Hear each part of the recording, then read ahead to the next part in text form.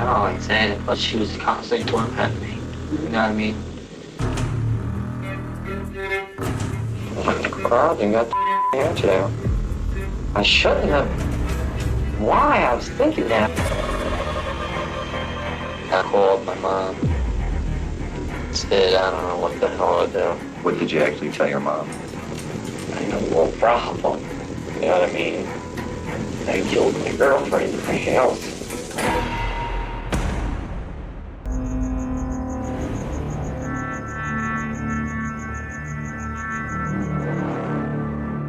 And I said, I have blood on my pants. He said, change them. You know what I mean?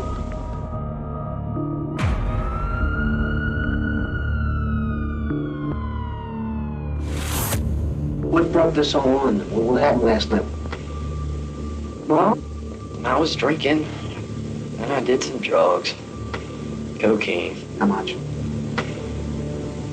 Oh, I don't know. 2 or 3 bags or something.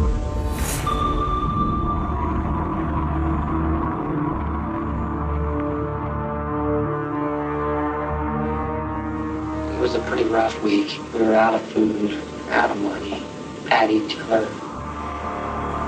And like she was at me ever since after work. And I was like, it.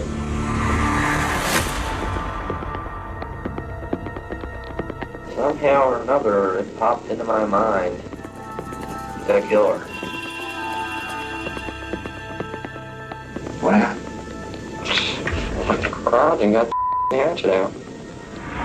I shouldn't have. Why? I was thinking that. I was like, damn. Actually, I was going to get an axe, but the only thing that was there was a little small hatchet. And that's what I used. God, man.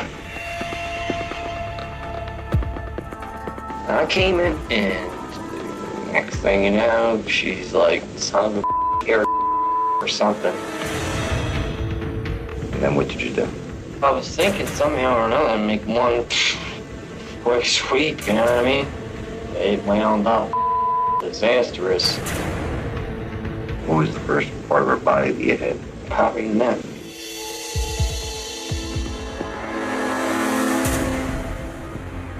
He was high on cocaine.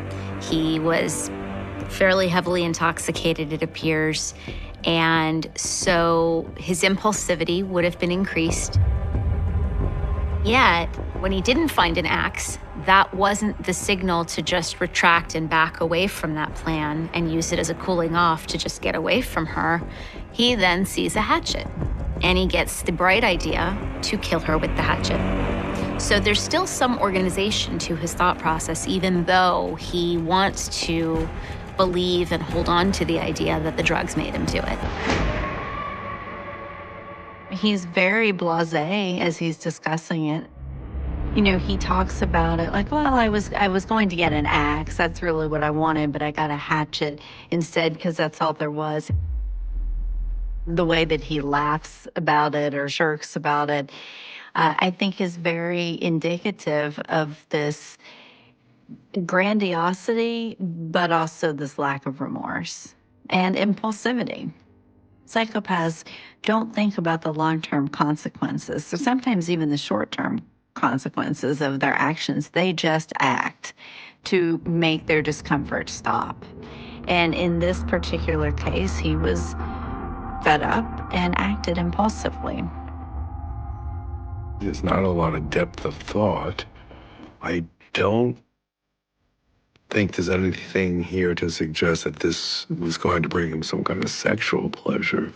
I just think he wanted her off his back. There's nothing artful, or there's no cunning involved. There's no careful laying in wait. You know, this is a response, you know, an impulsive response, a moment of murderous rage. I knew that I hurt her, right? And I couldn't change that.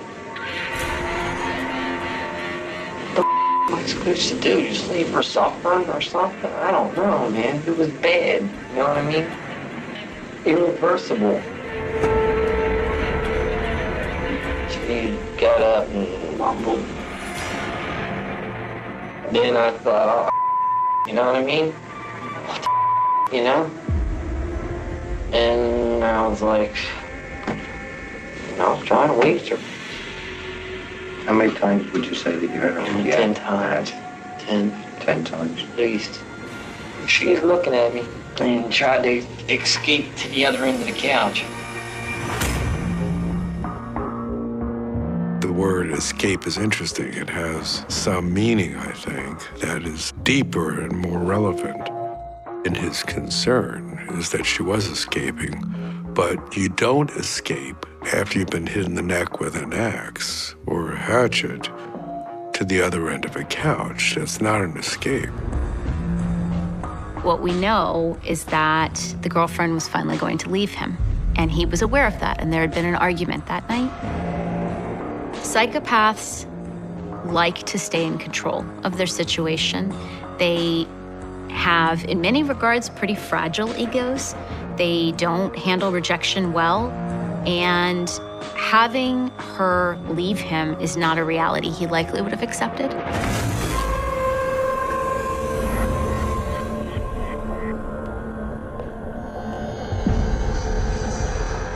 Was Jennifer present in the room when you were actually striking Becky with the hatchet? Yes, she was. She was. She came down the steps and made like a scream or something like that. I don't know what she said, but I knew already it was too late. And I was very pressured because I didn't want her to suffer. I don't think he was worried about the mother suffering at all. I think this is another opportunity for him to use his glib and superficial charm and to present like he's being helpful. He's a hero. And it's very chilling when we're talking about somebody murdering their girlfriend in front of her daughter. She started getting upset and crying, and I said, stop it. I made her sit in that single seat, right? I used a hatchet like one or two more times, and it was nothing, you know?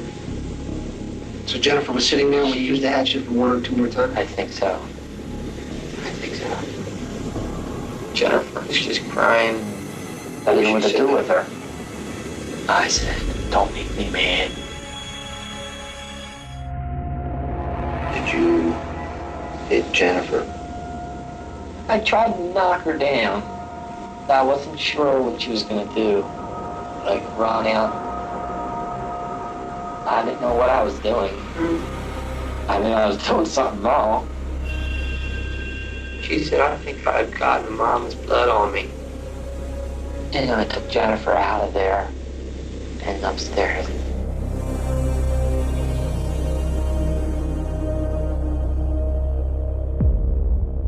What did you say to her? Just be good. Do as I say. Did you ever tell her you want to kill her? Jennifer? No. I said, well, maybe I can get away with this, you know. Maybe you can get away with what? Like it never happened. Did you have any sex with Jennifer? No.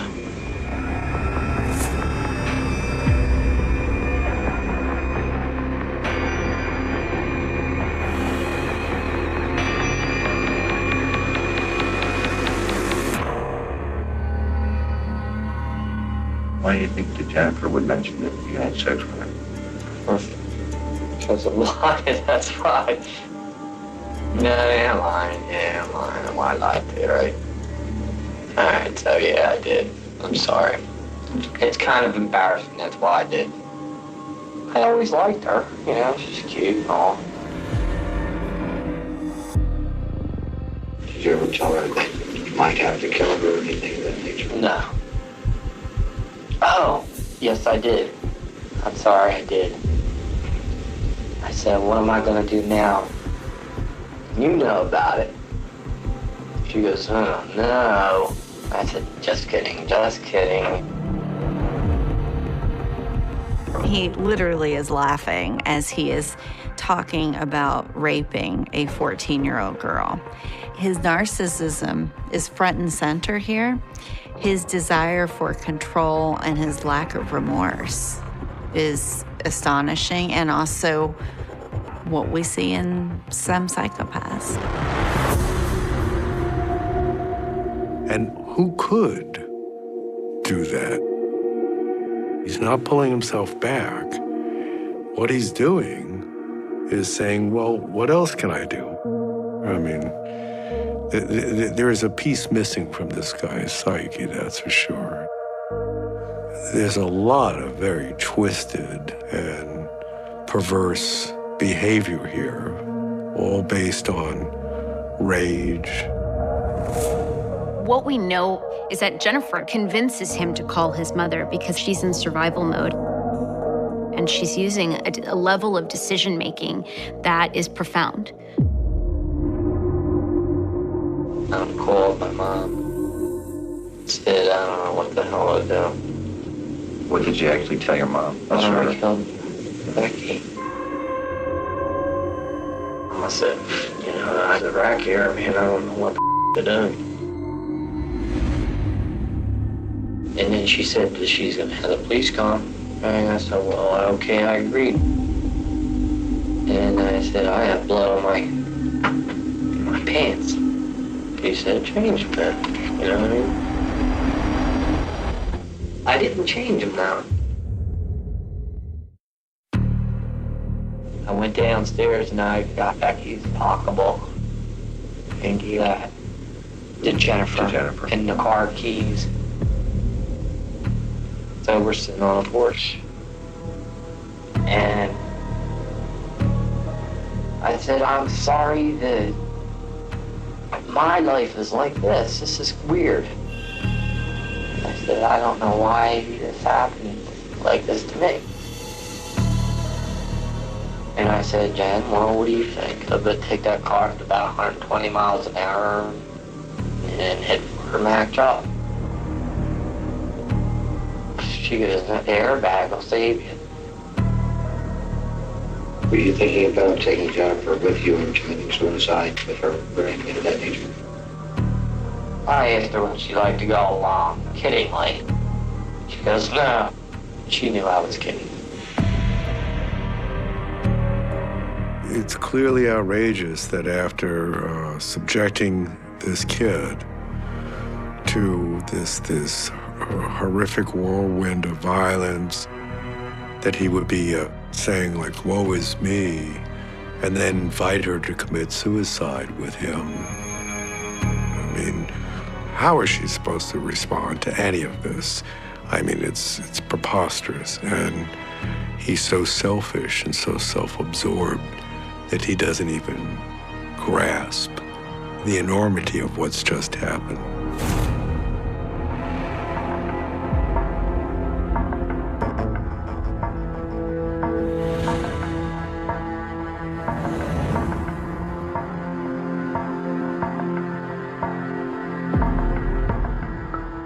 We'd like to ask you some questions regarding the disappearance of Dee Dee Rosenthal, which occurred on or about February 22nd through the 27th of 1991 at the Somerset House Apartments in Cherry Hill, New Jersey.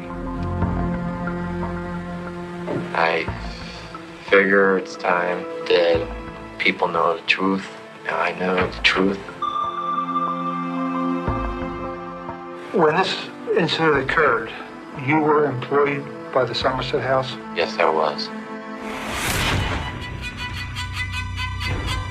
I was maintenance at the apartments. It must have been like Thursday night. I went with a few friends in Somerset Towers, and we were snorting cocaine, partying pretty heavy, which lasted till 1 o'clock in the morning. For some reason, I took the stairs to the roof and I went over to the edge of the roof and I swung down onto the balcony of Dee Rosenthal's apartment.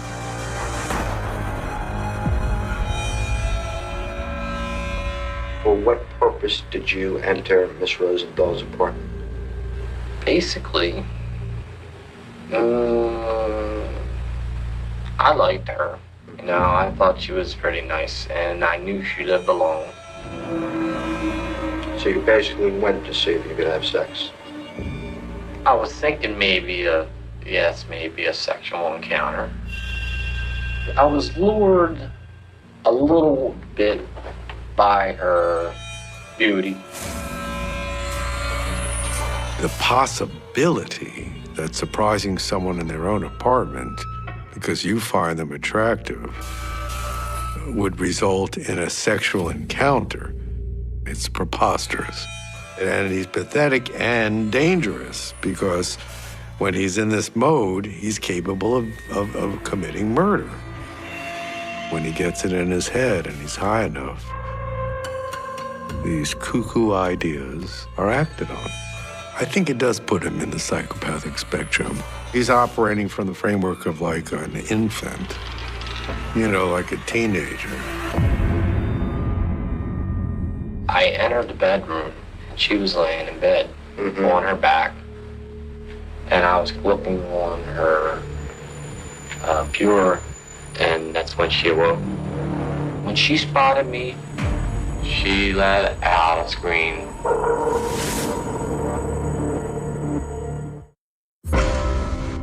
She saw me there in her bedroom, and I figured she knew who I was. And I was sure she was gonna make a lot of noise. So I jumped onto the bed and I tried to cover her mouth with my hand so she wouldn't scream. She bit my hand. It was a good thing. But she just passed out. She slid from the bed to the floor next to the closet. So I held her nose and her mouth closed, and she stopped breathing.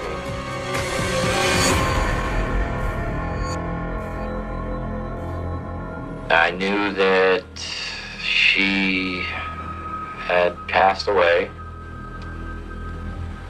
Maybe if she didn't say anything at all, I probably might have just left. I went to the kitchen and I found $80 exactly in cash in her pocketbook. I took that. He talks about essentially if she hadn't been attractive, he wouldn't have tried to enter her apartment and wanted to have sex with her. But he also actually says that essentially the reason he suffocated her is because she started screaming. She started protesting, and if she hadn't said anything, he likely would just have left. So I think that willingness to blame the victim like that and to do it in such a matter-of-fact way is some of that callous, cold nature that we see in psychopaths.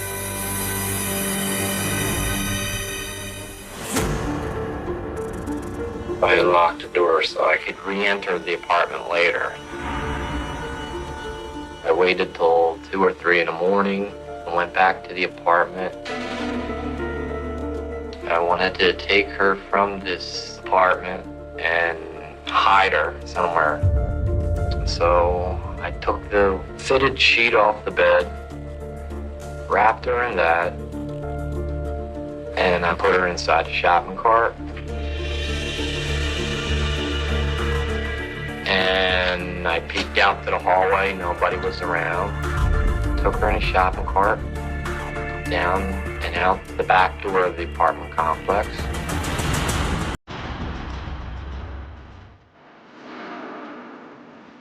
This was a planned attempt to cover his tracks and to avoid getting arrested.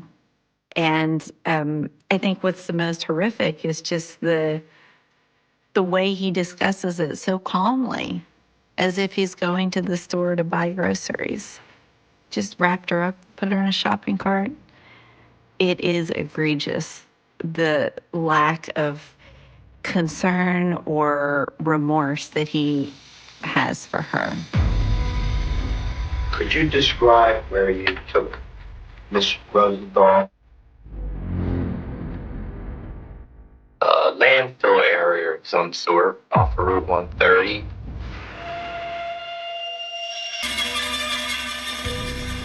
There was a dirt road that you could drive back there, and the weeds were also 6 foot tall. I took her from the car, maybe 15 or 20 feet into the weeds, and left her there.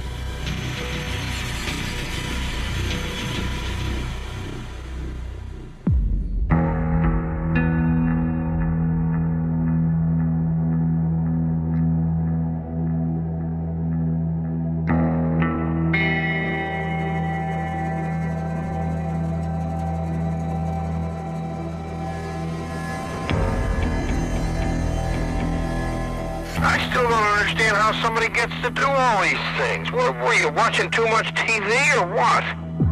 Like, why would I commit a murder? Yes, yes. I had an accident while I was 16 and a half. We were partying with marijuana a little bit.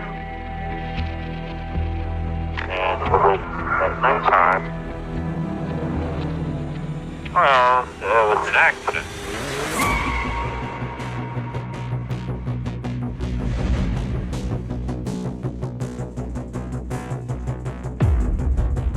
We took off.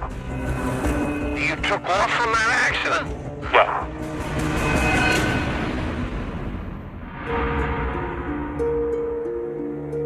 And then I heard that announcement over the radio.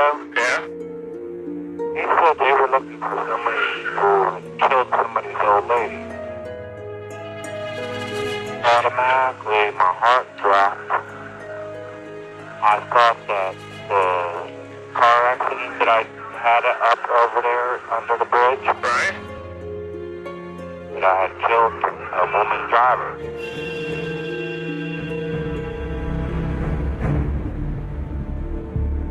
So you thought of yourself as what? As the killer. But to this day then, obviously you don't really know what happened, right?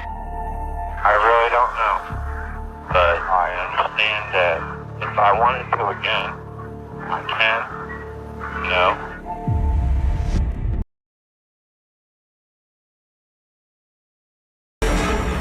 A night of violence in northern Iowa has left 2 convenience store clerks dead in 2 separate shootings. A teenage gunman is accused of murdering a clerk in Algona and then heading south to gun down another clerk in Humboldt. I'm always curious, how did it feel when you pulled the trigger? It had no effect on me. I just didn't even care. I just felt like my adrenaline was pumping. I felt good. Did you ever give any thought to maybe calling 911? I thought, well, they're probably dead. Why did you want her to be dead as opposed to just be injured?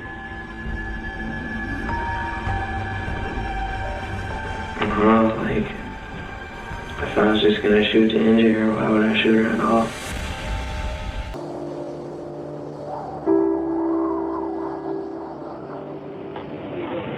Open up your door. Go ahead and step out. Come back here, will you?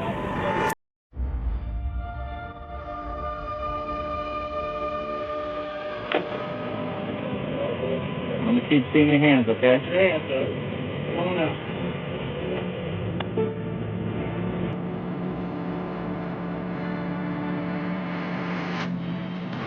Okay, I'm gonna ask you, is there anything in your pocket?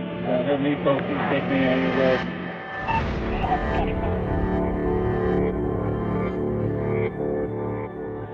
Can you tell me what happened tonight? I think I was watching a hangover or something. And then I packed up a jacket and a sleeping bag and stuff. I took the car. What time did you take the car? What time did you leave the house? It was probably about midnight.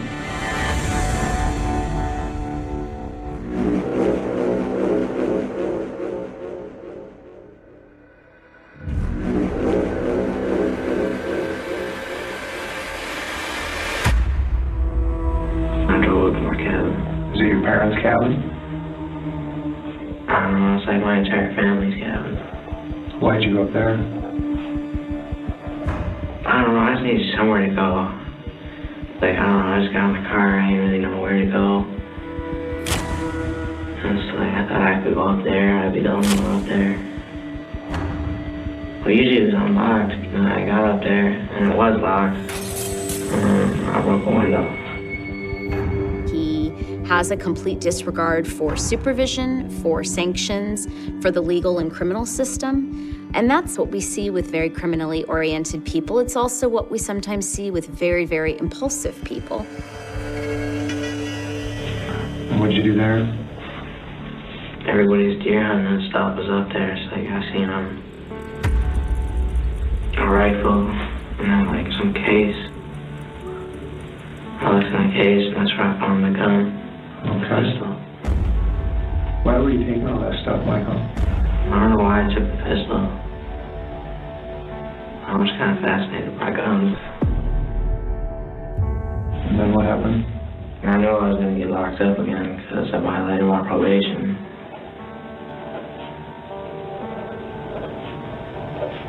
So I hired a car. I had a gun. I started driving south. I ended up in Iowa. I don't believe a statement like, I don't know why I took the pistol. I think that his acquisition of guns and leaving was just going to be to extend what he'd already been fantasizing about. He needs to be powerful. Psychopathic youths, the literature shows that they are more likely to be carrying specifically firearms than, say, a roll of nickels or a knife or some other type of weapon. Wanting to carry one, despite knowing you're essentially a fugitive from the law, and knowing that it carries really significant consequences with it, it's just very consistent with psychopathy.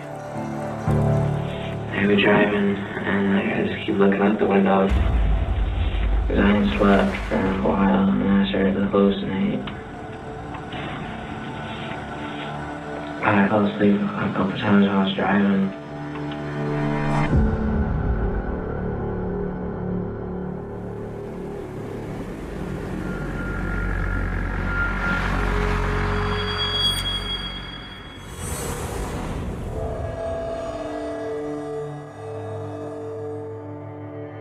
It all started in Algona, Iowa.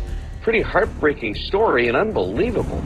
Investigators say a man wearing a ski mask walked into the store and demanded Bowman Hall put cash and cigarettes into a duffel bag. She did, and he shot her. Can you tell me what you did there? I had no money, so I was trying to get some money. I was outside and I filled up the car with gas. I found the mask, the coat, and I went inside. So when you go in there, tell me exactly what you did. I can show you, kind of, like, I had the mask on, I had a gun in the bag. Like, I walked in, I put the bag on the counter, and I was pointing the gun at the woman and registering the bag. Okay, and the clerk was standing here like this? Yeah, I was just pointing the gun at her, and she put it in there. I was like, get a carton of cigarettes, put it in there. And then she said something. What did she say? No, she was like, what type of gun is that? I think she thought it was fake. And I was like, it's a Beretta, and then I shot her. She thought the gun was fake. She's challenged his power, and he shoots her. In his case, going for power is the way he is going to express his psychopathy. By standing up and reenacting, I think he's showing off. I think he's proud of what he's done, and he wants to show someone what he has done. Swanson is really showing us all the markers of psychopathic behavior. It certainly occurred to me that there was some potential relishing of the memory when he asked the detective to stand up so he could act out what he had done. Then they sit back down and he describes shooting the store clerk in a really high level of detail. Having evaluated people who've shot and killed other people, that level of detail is not always there. How many times did you shoot? One time. One time? And what happened to her? I hit her in the face and she fell and she smacked her head on the desk. I saw where the bullet hit her. I think it was like right here. And like I saw it looked like a little cigarette burn. But I don't know, I think that's because like, I don't know, that's where the bullet went in, I don't know. Why'd you shoot her? I was just thinking like, well, the police could get called eventually. Please, but if I shoot her, it's not gonna happen right away. And then I walked out. Do you think she was dead? I assumed she was. Swanson doesn't have any real emotion. He's not upset or bothered by the fact that he took another human being's life. He is impulsive, he is detached. There's just no emotion. So as you left the parking lot there counting the money, then what were you gonna do? I got like $800-some. Well, I was just like, damn. I have a lot of money really fast. I could probably do what I can.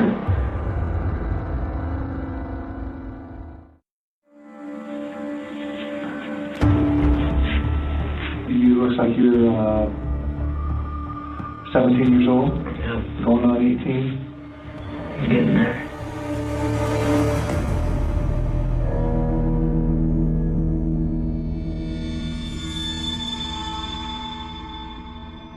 When he was 17 years old, in 2010, just about a month before he committed these murders, he was evaluated.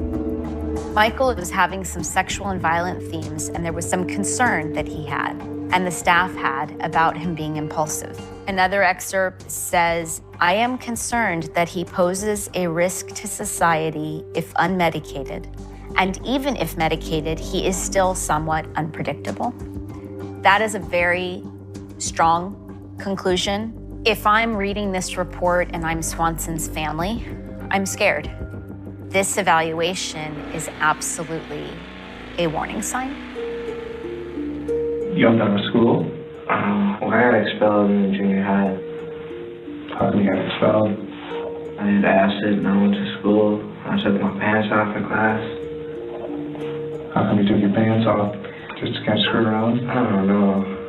I was just high as hell and it seemed like a good idea at the time. His anecdote about being high as a kite means that he was using enough to be completely disinhibited in a public space to take his clothes off. He has all the characteristic features that should alarm us. I think it's partly because it's antisocial, so it goes against societal norms, so there's an attraction there. But I also think it actually gives them the sensation that they have a hard time feeling otherwise. It takes a lot more for them to experience excitement and to experience a high, and if drug and alcohol use gives them that, it's thrill-seeking. He's trying drug use, he's trying sexually acting out, trying anything to see what gives him the best high. I was doing a lot of stuff though, like pretty much everything. I was doing ecstasy and mushrooms. I was like popping some other pills. I've done drugs for a long time. Oh, yeah. Since how old? Since I was like 12. Really? You ever get any treatment or anybody ever give you some help for it? I was locked up at the hospital like 4 times. And then like I did some outpatient stuff. That's some tough stuff to beat, isn't it? Well, I don't know. I never really tried to beat it, so. Okay. Swanson has this pattern of drug and alcohol use and is willing to try anything and everything. Thrill-seeking behavior is one of those markers we look for in psychopathic behavior and in trying to diagnose psychopathy. There is a relationship between impulse control and drug use, and there is a relationship between impulse control and psychopathy. People with psychopathy tend to use drugs more. I think that's similar to what we're seeing here with Michael Swanson. I was driving for like 45 minutes, and I just went south, and ended up in a different town. And I was driving by a gas station, and I noticed there's only one person there again, so I figured I could do it again.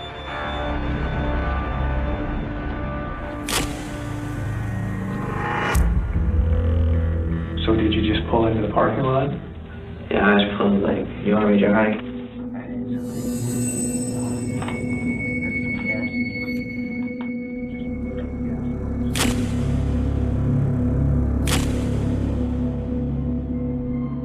When you came in here and you saw that she was the only one there and then you parked on this side, did you sit there for a while or did you get out right away?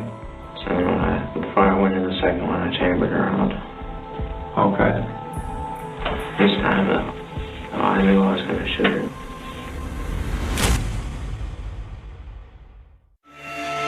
"25 miles south, a similar scene. 61-year-old Sheila Myers was shot and killed while working behind the counter at the Come and Go in Humboldt. She's been a clerk at the store for 13 years.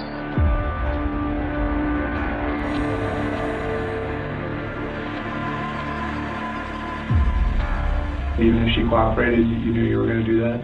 Why did you make up your mind that way? I just felt like it'd be easier. Easier? In terms of what? Regardless of what happens, she's not there. So it's just been easier to deal with. The fact that it's an hour between the first and the second kill is behavior that absolutely is becoming compulsive. And when you add in an emerging compulsivity with the fact that he's had impulse control problems his entire life, and he's a drug and alcohol abuser who is seeking that high, and in the process of upping that ante, we've now gotten to a place where he's murdered someone, and he liked the high. He liked the thrill, and he needs it again. I got out, and I put the mask on, I put the coat on, I put the gun in the bag like I did the other time. Okay. And I walked in with the gun in the bag, and I took it out, and I pointed at her. I put the bag on the table. That's what I did. I don't remember what I said, but she put the money in the bag. The gun was like a foot from her head. And where did you shoot this girl? In the face. Why the face? Did you do that on purpose? Well, I don't know. It just seems like it's final. She made some noise and she just fell down. I remember that first one, cause like she hit her face like that, and I don't know, I started laughing. He thinks it's just kind of funny, like watching a comedy show where someone bangs their head on something. He has a complete lack of empathy about another human being. They are just objects. That indifference is just the hallmark of psychopathy. And it's pretty disturbing, as he's not that old. I remember, she said something. Okay. Made some type of noise. Okay. What type of noise did she make? Half scream, half gasp. You imitated? I don't know, it just kind of sounded like she's surprised. It was like, oh. I don't know. He's jovial, he's laughing. I think that really taps into the high that he experienced. And also maybe some budding sadistic tendencies. This enjoyment that Swanson's showing us is highly consistent with psychopathic behavior. What did you feel when you pulled the trigger? I felt powerful, but like, I don't know, I just didn't really care about them. How do you feel now? Do you feel the same, or has it changed a little bit? Not really. Not really? I don't know. I just feel like, I don't know, sometimes people get shot.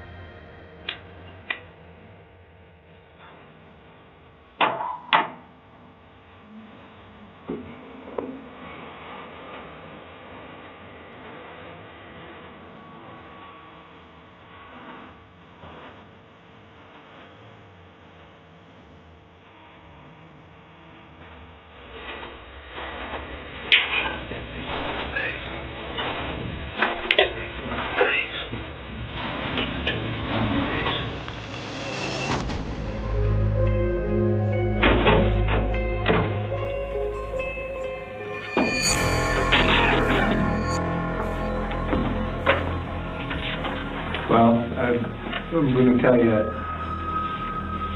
both the clerks who shot did die tonight. Neither one made it. So, like, why didn't you get transferred, like, to the Hennepin County JDC and then, like, go to court and all that? You're probably going to have to deal with some things here in Iowa. It won't necessarily be up in Minnesota. I was thinking probably, like, get transferred. He's 150% focused on his own well-being, how he's going to be essentially inconvenienced by his crime, and where he's going to be sent. This is classic to psychopaths. They don't care about others. It's 100% about him. I bet the courts will want to do, like, a psych eval or something. I don't know. Why do you say that? Most people, if they shot somebody, they feel something. Do you feel bad that you don't feel bad? Or still indifferent? I don't know. I think it's just because I know. I'm trying to turn the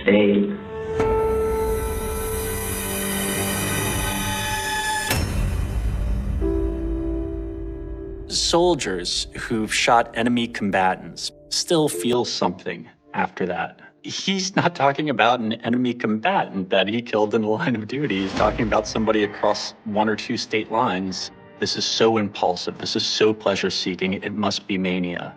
Swanson is not being straight with himself. He's not being, I think, honest. I don't actually think it is complicated. He doesn't feel bad because he's a psychopath. It is really that simple.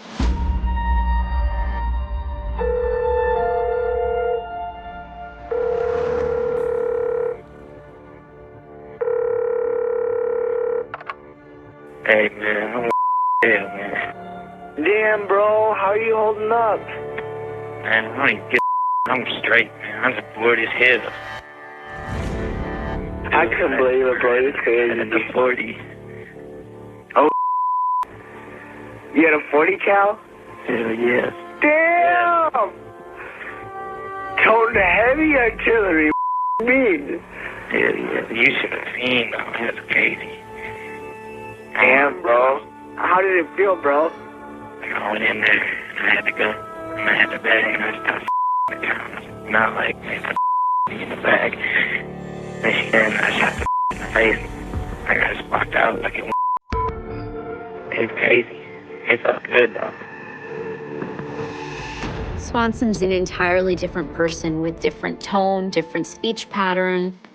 The pace with which he's talking, he's alive, he's animated, he's experiencing what feels like a high. There is a status element in his mind. He's bragging about what he's done, and he's acknowledging felt good. So these features of the mimicry, the thrill, the lack of remorse, enjoying it and bragging about it, those are significant features of psychopathy.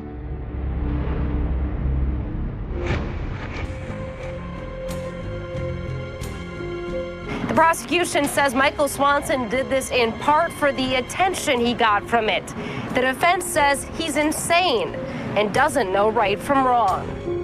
The state then called a psychiatrist who interviewed Swanson after the crimes. He says Swanson told him he'd been planning to kill since he was 13. He said, "I have always been fascinated by death and violence. And it was something that I wanted to do. Murder, rape, and cannibalism." Swanson's mother broke down when the doctor said this. His original plan was to kill his parents. The Marlborough Sounds did not look like a place where a mystery could be born. From above, the region appeared almost unreal, as if someone had taken a paintbrush and carved winding fingers of ocean deep into the green hills of New Zealand's northern coastline. The water stretched into hidden coves and narrow channels, weaving between steep forested ridges that seemed untouched by time. In daylight, it was a paradise. Sailboats drifted across calm blue surfaces. Seabirds circled overhead. Small communities lived quietly along the shoreline, connected more by water than by roads. But places often have two faces. During the day, the Sounds welcomed visitors with postcard beauty. At night, especially during the final hours of a crowded New Year celebration, the same landscape could become a maze of darkness. The hills blocked light. The water swallowed sound. Distances became difficult to judge. A vessel anchored only a few hundred meters away could disappear into blackness.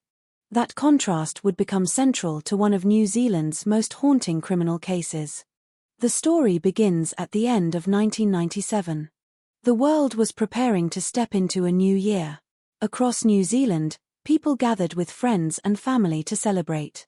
In the Marlborough Sounds, one particular tradition had become famous among sailors, young travelers, and holidaymakers. Every New Year's Eve, hundreds and sometimes thousands of people converged on the region aboard boats of every size imaginable. Some arrived on sleek yachts worth hundreds of thousands of dollars. Others arrived on aging sailboats held together by years of maintenance and determination. Young people traveled from across the country. Many had never met before. By the end of the night, strangers often became friends. The atmosphere was carefree. Music echoed across the water. Laughter drifted between anchored vessels. Small dinghies zipped through the darkness carrying people from one boat to another. Alcohol flowed freely. Sleep was the last thing on anyone's mind. At the center of the celebration stood Furneaux's Lodge. Nestled along the shoreline, the lodge became the social heart of the annual gathering. During the holiday season, it transformed from a peaceful waterfront retreat into a vibrant meeting place packed with visitors. On New Year's Eve, its docks and surrounding waters were crowded with boats. Its bars were full. Its outdoor spaces overflowed with energy. As midnight approached on December 31st, 1997, excitement spread through the crowd. People counted down together. When the new year finally arrived, cheers erupted across the bay. For a brief moment, everyone seemed connected by the same feeling. Possibility. A new year had begun. No one knew that before sunrise, two young people would vanish without a trace. The geography of Marlborough Sounds played a silent role in everything that followed. Unlike a city, where surveillance cameras, streetlights, and traffic create a constant stream of witnesses, the Sounds offered privacy. Vast stretches of water separated groups of people. Boats could anchor in isolated locations. Movements that would attract attention elsewhere could easily go unnoticed. Investigators would later spend years trying to reconstruct a timeline from fragments of memory. Who saw whom? Which boat was anchored where? Who left the party at what time? In an environment defined by darkness, alcohol, and constant movement, certainty was difficult to find. Many witnesses would later remember only pieces of the night. A face seen briefly in a crowd. A conversation near a dock. The silhouette of a vessel against the horizon. A figure stepping into a water taxi. Each memory became a puzzle piece. Yet many pieces never seemed to fit perfectly together. The weather that night was relatively calm, contributing to the festive atmosphere. Boats remained clustered throughout the bay. Music and conversation continued long after midnight. Some people returned to their vessels to sleep. Others kept drinking. Many wandered between groups searching for friends, entertainment, or simply another place to continue celebrating. It was a temporary floating community. For one night, ordinary routines disappeared. Rules felt distant. Responsibilities could wait until morning. That sense of freedom attracted young people year after year. Among them were Ben Smart and Olivia Hope. Neither could have known that the environment surrounding them would later become one of the greatest obstacles facing investigators. The ocean preserves some secrets with frightening efficiency. A dropped object can disappear forever beneath the surface. Currents can carry evidence far from its origin. Weather changes can erase traces that seemed obvious only hours before. The deeper channels of the sounds connect to larger bodies of water, including the notoriously unpredictable Cook Strait. For generations, sailors had respected those waters. Conditions could shift rapidly. Calm seas could become dangerous. Strong currents could move beneath seemingly peaceful surfaces. Years later, theories would emerge about what happened after Ben and Olivia were last seen. Some theories focused on violence. Others focused on accident. Some suggested the involvement of another vessel entirely. But all of them shared one common problem. The ocean had kept its answers. As investigators would eventually discover, solving a disappearance on land is difficult enough. Solving one connected to an immense maritime environment presents challenges of another scale entirely. Every cove needed examination. Every witness needed questioning. Every vessel became important. The Marlborough Sounds that had seemed so welcoming during daylight suddenly appeared different through the eyes of detectives. Instead of beauty, they saw isolation. Instead of freedom, they saw opportunity. Instead of open water, they saw countless places where evidence could vanish. Yet despite these challenges, few people initially imagined that a major criminal investigation was about to unfold. The first hours of January 1, 1998, still felt like part of a celebration. People laughed. People drank. People searched for places to sleep. The new year stretched ahead like an unwritten story. What happened next would change the lives of multiple families forever. And it would leave a question hanging over New Zealand for decades. A question that remains debated even now. In a region famous for breathtaking scenery and peaceful waters, how could two young people disappear completely? No bodies. No confirmed crime scene. No definitive explanation. Only darkness, memory, and the endless expanse of the sea. Long before police officers arrived, before newspaper headlines spread across the country, before courtroom battles and appeals filled the years ahead, the Marlborough Sounds sat quietly beneath the early morning sky. The celebration was beginning to fade. Exhausted partygoers drifted toward sleep. The water moved gently against anchored hulls. The hills stood motionless around the bay. And somewhere within that darkness, a mystery was already taking shape. Most people simply did not know it yet. The Marlborough Sounds did not look like a place where a mystery could be born. From above, the region appeared almost unreal, as if someone had taken a paintbrush and carved winding fingers of ocean deep into the green hills of New Zealand's northern coastline. The water stretched into hidden coves and narrow channels, weaving between steep forested ridges that seemed untouched by time. In daylight, it was a paradise. Sailboats drifted across calm blue surfaces. Seabirds circled overhead. Small communities lived quietly along the shoreline, connected more by water than by roads. But places often have two faces. During the day, the Sounds welcomed visitors with postcard beauty. At night, especially during the final hours of a crowded New Year celebration, the same landscape could become a maze of darkness. The hills blocked light. The water swallowed sound. Distances became difficult to judge. A vessel anchored only a few hundred meters away could disappear into blackness. That contrast would become central to one of New Zealand's most haunting criminal cases. The story begins at the end of 1997. The world was preparing to step into a new year. Across New Zealand, people gathered with friends and family to celebrate. In the Marlborough Sounds, one particular tradition had become famous among sailors, young travelers, and holidaymakers. Every New Year's Eve, hundreds and sometimes thousands of people converged on the region aboard boats of every size imaginable. Some arrived on sleek yachts worth hundreds of thousands of dollars. Others arrived on aging sailboats held together by years of maintenance and determination. Young people traveled from across the country. Many had never met before. By the end of the night, strangers often became friends. The atmosphere was carefree. Music echoed across the water. Laughter drifted between anchored vessels. Small dinghies zipped through the darkness carrying people from one boat to another. Alcohol flowed freely. Sleep was the last thing on anyone's mind. At the center of the celebration stood Furneaux's Lodge. Nestled along the shoreline, the lodge became the social heart of the annual gathering. During the holiday season, it transformed from a peaceful waterfront retreat into a vibrant meeting place packed with visitors. On New Year's Eve, its docks and surrounding waters were crowded with boats. Its bars were full. Its outdoor spaces overflowed with energy. As midnight approached on December 31st, 1997, excitement spread through the crowd. People counted down together. When the new year finally arrived, cheers erupted across the bay. For a brief moment, everyone seemed connected by the same feeling. Possibility. A new year had begun. No one knew that before sunrise, two young people would vanish without a trace. The geography of Marlborough Sounds played a silent role in everything that followed. Unlike a city, where surveillance cameras, streetlights, and traffic create a constant stream of witnesses, the Sounds offered privacy. Vast stretches of water separated groups of people.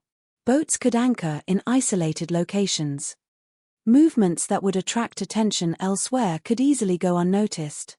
Investigators would later spend years trying to reconstruct a timeline from fragments of memory.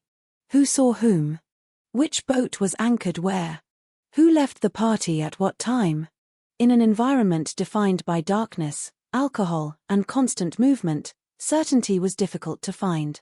Many witnesses would later remember only pieces of the night. A face seen briefly in a crowd. A conversation near a dock. The silhouette of a vessel against the horizon. A figure stepping into a water taxi. Each memory became a puzzle piece. Yet many pieces never seemed to fit perfectly together. The weather that night was relatively calm, contributing to the festive atmosphere. Boats remained clustered throughout the bay. Music and conversation continued long after midnight. Some people returned to their vessels to sleep. Others kept drinking. Many wandered between groups searching for friends, entertainment, or simply another place to continue celebrating. It was a temporary floating community. For one night, ordinary routines disappeared. Rules felt distant. Responsibilities could wait until morning. That sense of freedom attracted young people year after year. Among them were Ben Smart and Olivia Hope. Neither could have known that the environment surrounding them would later become one of the greatest obstacles facing investigators. The ocean preserves some secrets with frightening efficiency. A dropped object can disappear forever beneath the surface. Currents can carry evidence far from its origin. Weather changes can erase traces that seemed obvious only hours before. The deeper channels of the Sounds connect to larger bodies of water, including the notoriously unpredictable Cook Strait. For generations, sailors had respected those waters. Conditions could shift rapidly. Calm seas could become dangerous. Strong currents could move beneath seemingly peaceful surfaces. Years later, theories would emerge about what happened after Ben and Olivia were last seen. Some theories focused on violence.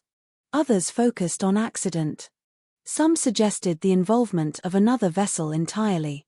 But all of them shared one common problem. The ocean had kept its answers. As investigators would eventually discover, solving a disappearance on land is difficult enough. Solving one connected to an immense maritime environment presents challenges of another scale entirely. Every cove needed examination. Every witness needed questioning. Every vessel became important. The Marlborough Sounds that had seemed so welcoming during daylight suddenly appeared different through the eyes of detectives. Instead of beauty, they saw isolation. Instead of freedom, they saw opportunity. Instead of open water, they saw countless places where evidence could vanish. Yet despite these challenges, few people initially imagined that a major criminal investigation was about to unfold. The first hours of January 1, 1998, still felt like part of a celebration. People laughed. People drank. People searched for places to sleep. The new year stretched ahead like an unwritten story. What happened next would change the lives of multiple families forever. And it would leave a question hanging over New Zealand for decades. A question that remains debated even now. In a region famous for breathtaking scenery and peaceful waters, how could two young people disappear completely? No bodies. No confirmed crime scene. No definitive explanation. Only darkness, memory, and the endless expanse of the sea. Long before police officers arrived, before newspaper headlines spread across the country, before courtroom battles and appeals filled the years ahead, the Marlborough Sounds sat quietly beneath the early morning sky. The celebration was beginning to fade. Exhausted partygoers drifted toward sleep. The water moved gently against anchored hulls. The hills stood motionless around the bay. And somewhere within that darkness, a mystery was already taking shape. Most people simply did not know it yet. The tragedy of the Marlborough Sounds case is often remembered through the mystery. The missing bodies. The unanswered questions. The courtroom battles that would stretch across decades. The arguments about evidence, witnesses, and whether justice was truly served. Yet before any of those questions existed, before investigators filled notebooks with timelines and theories, before journalists turned the case into headlines across New Zealand, there were simply two young people standing at the beginning of their lives. Ben Smart and Olivia Hope were not names in a police file. They were not victims. They were children who had become young adults, carrying hopes and plans that stretched far beyond a single summer night. For their families, that is who they remain. Ben Smart was 21 years old. Friends often described him as energetic, sociable, and comfortable around people. He possessed the kind of personality that seemed naturally suited to outdoor life. New Zealand's landscapes appealed to him. Adventure appealed to him. He belonged to a generation raised with a deep connection to the ocean, boats, and the freedom that came with them. There was a confidence about Ben that many young men carry at that age. Not arrogance. Simply the belief that life was opening rather than closing.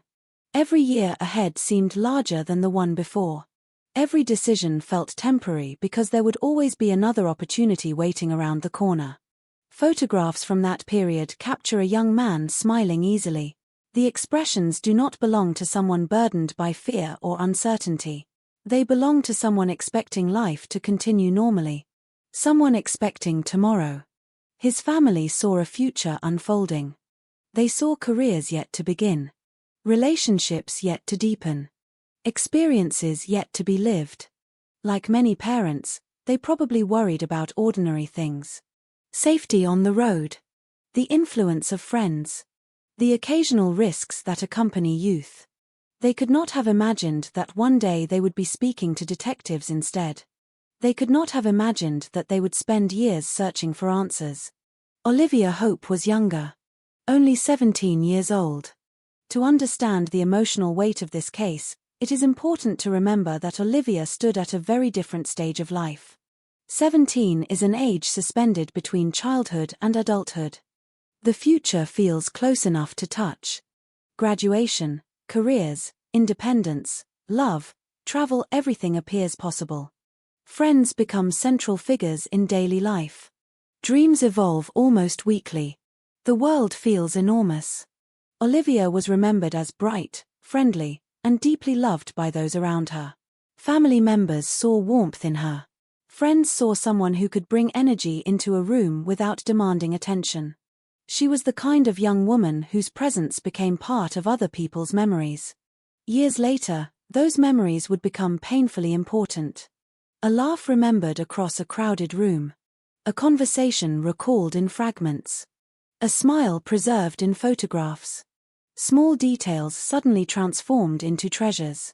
For families of missing persons, memory becomes a form of preservation.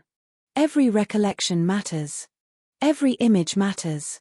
Every ordinary moment gains extraordinary significance. Olivia's loved ones would eventually learn that lesson in the hardest way imaginable. As New Year's Eve approached in 1997, neither Ben nor Olivia had any reason to believe they were approaching the final chapter of their lives. Like thousands of other young people across New Zealand, they were looking forward to celebration. The holiday season carries its own atmosphere. Responsibilities loosen. Schedules relax. People reconnect with friends. There is excitement in the air that feels almost impossible to resist. For young adults especially, New Year's Eve often represents freedom. A chance to stay awake until sunrise. A chance to laugh louder than usual. A chance to feel, for a few brief hours, as though the future belongs entirely to them. That spirit filled the Marlborough Sounds. The region had developed a reputation as one of the country's most attractive destinations for holiday gatherings. Boats filled the waterways. Music carried across the bays. Strangers met and became friends. For Ben and Olivia, the celebration was supposed to be a memory worth keeping. Nothing more. There was no indication that danger waited nearby. No visible warning. No obvious threat. When people look back on true crime cases, there is often a temptation to search for signs that tragedy was approaching. A strange conversation. An uneasy feeling. A suspicious encounter. Most of the time, real life does not work that way. Most victims spend their final days doing ordinary things. They make plans. They laugh with friends. They talk about the future. They assume they will wake up tomorrow. Ben and Olivia were no different. That reality makes what happened afterward even more difficult to accept. The final photographs of many victims often carry a particular emotional impact. Not because anything appears unusual. Because nothing does. The people in those images are alive. Hopeful. Unaware. They exist in a moment untouched by the events that are about to unfold.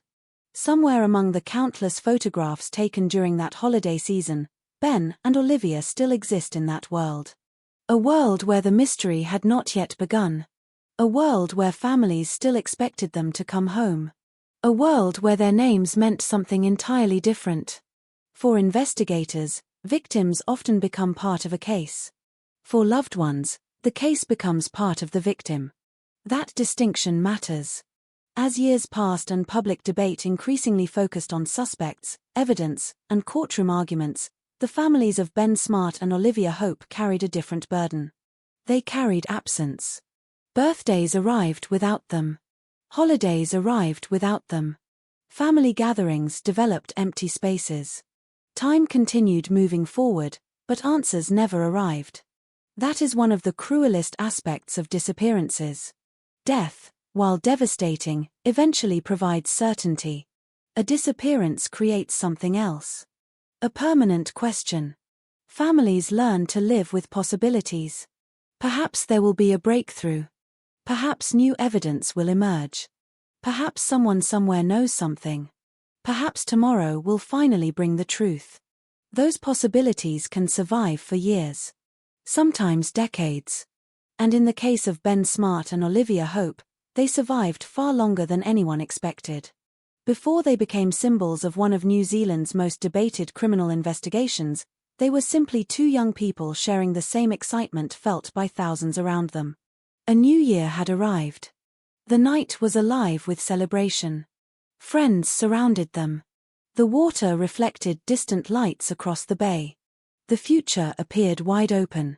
Neither of them knew that they were only hours away from becoming part of a mystery that would outlive the 20th century itself. Neither of them knew that investigators, journalists, lawyers, and entire generations of New Zealanders would one day speak their names while trying to solve a puzzle that remains controversial even now. And neither of them knew that somewhere in the darkness ahead, their story was about to change forever. The final hours before a disappearance are often reconstructed from fragments. A face remembered by one witness. A conversation recalled by another. A brief encounter that seemed meaningless at the time but later became important. In the Marlborough Sounds case, those final hours existed inside a world already beginning to dissolve. It was the early morning of January 1, 1998. The celebrations had lasted through midnight and beyond. Thousands of people had welcomed the arrival of a new year.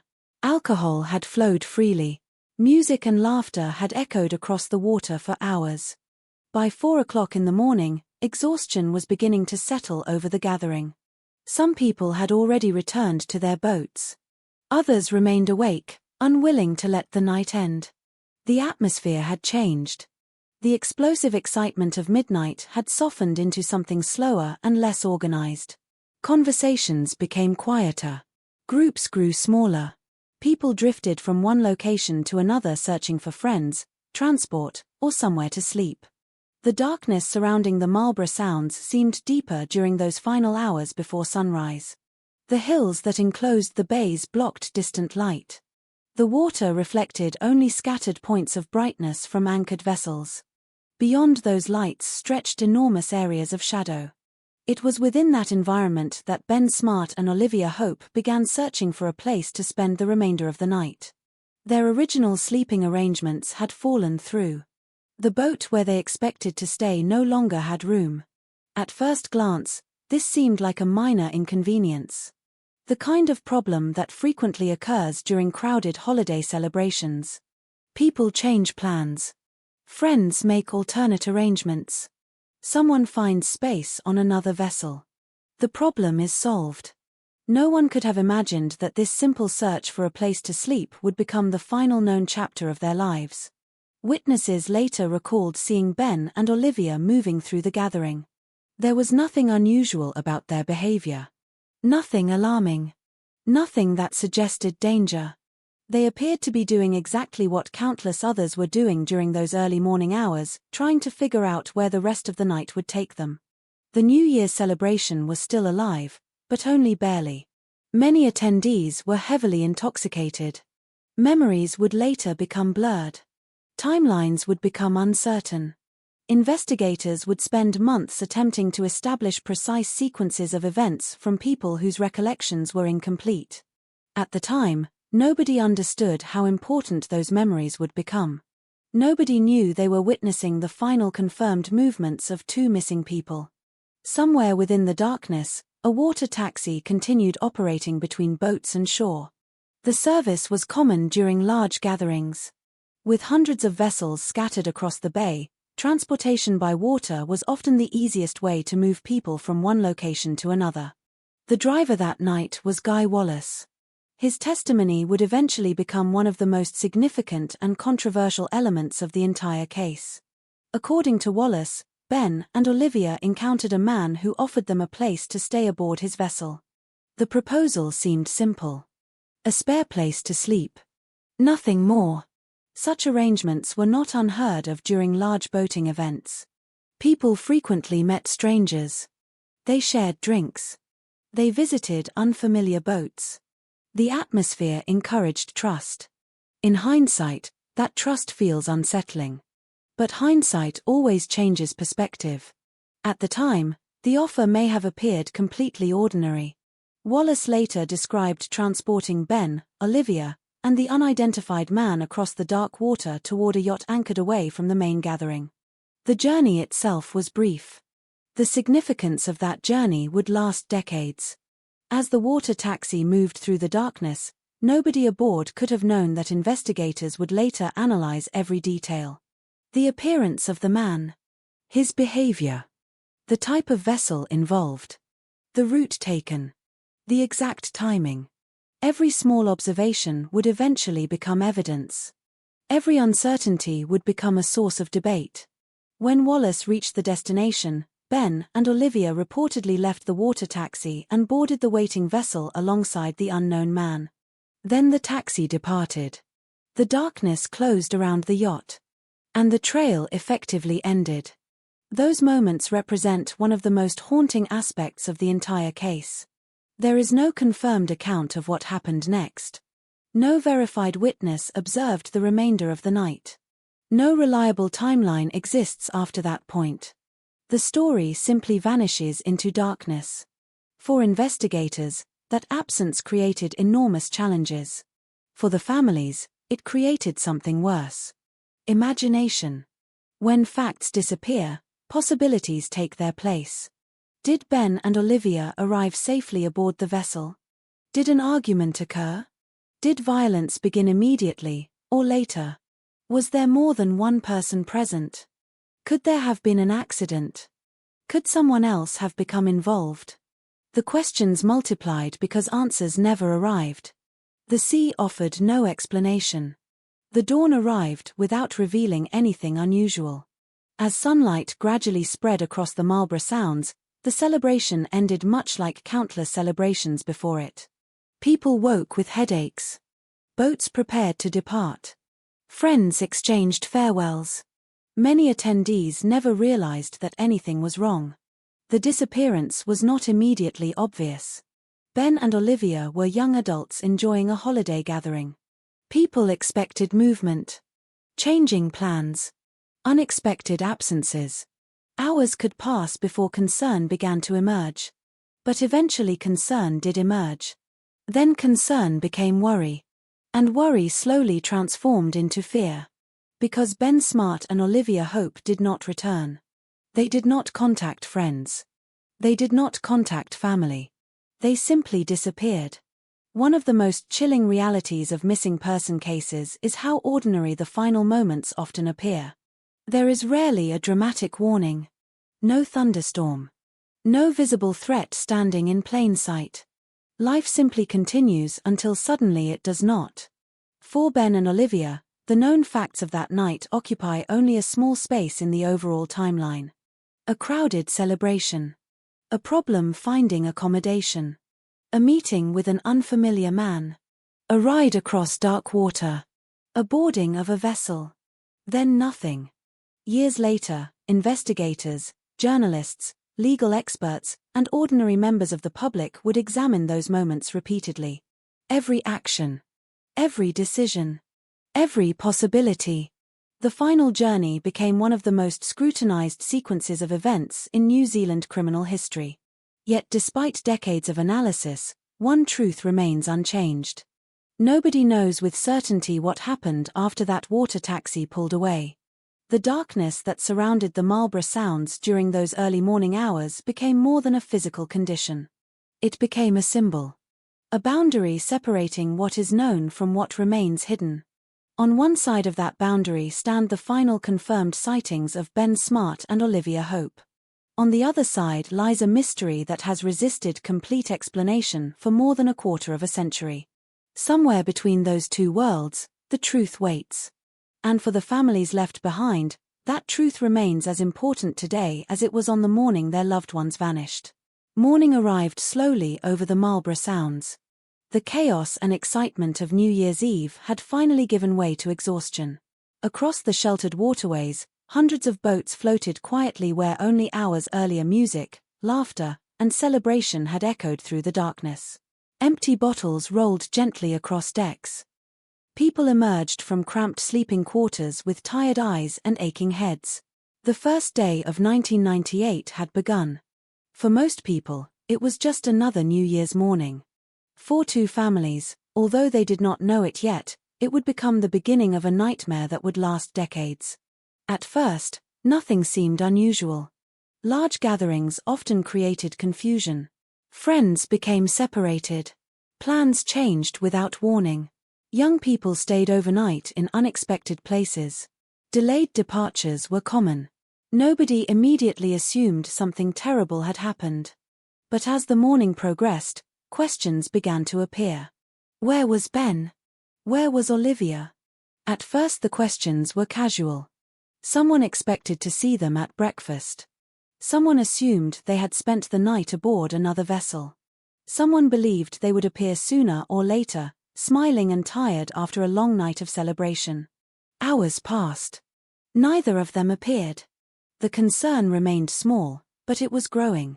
By the afternoon, the atmosphere had changed. People began asking more questions. Different groups compared information. Friends retraced conversations from the previous night. The search for simple explanations began. Maybe they had left early. Maybe they had joined another group. Maybe they were resting somewhere out of sight. Every theory sounded reasonable at first. Yet none of them produced Ben or Olivia. As daylight faded, worry deepened. For families and close friends, an uncomfortable feeling started taking shape. The absence no longer felt temporary.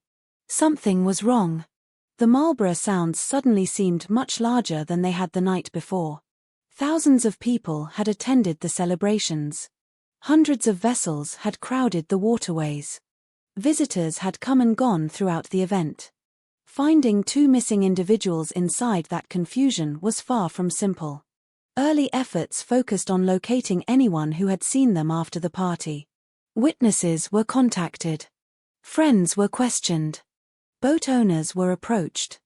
People searched their memories for details they had previously considered insignificant. The difficulty became immediately obvious. Many attendees had consumed large amounts of alcohol.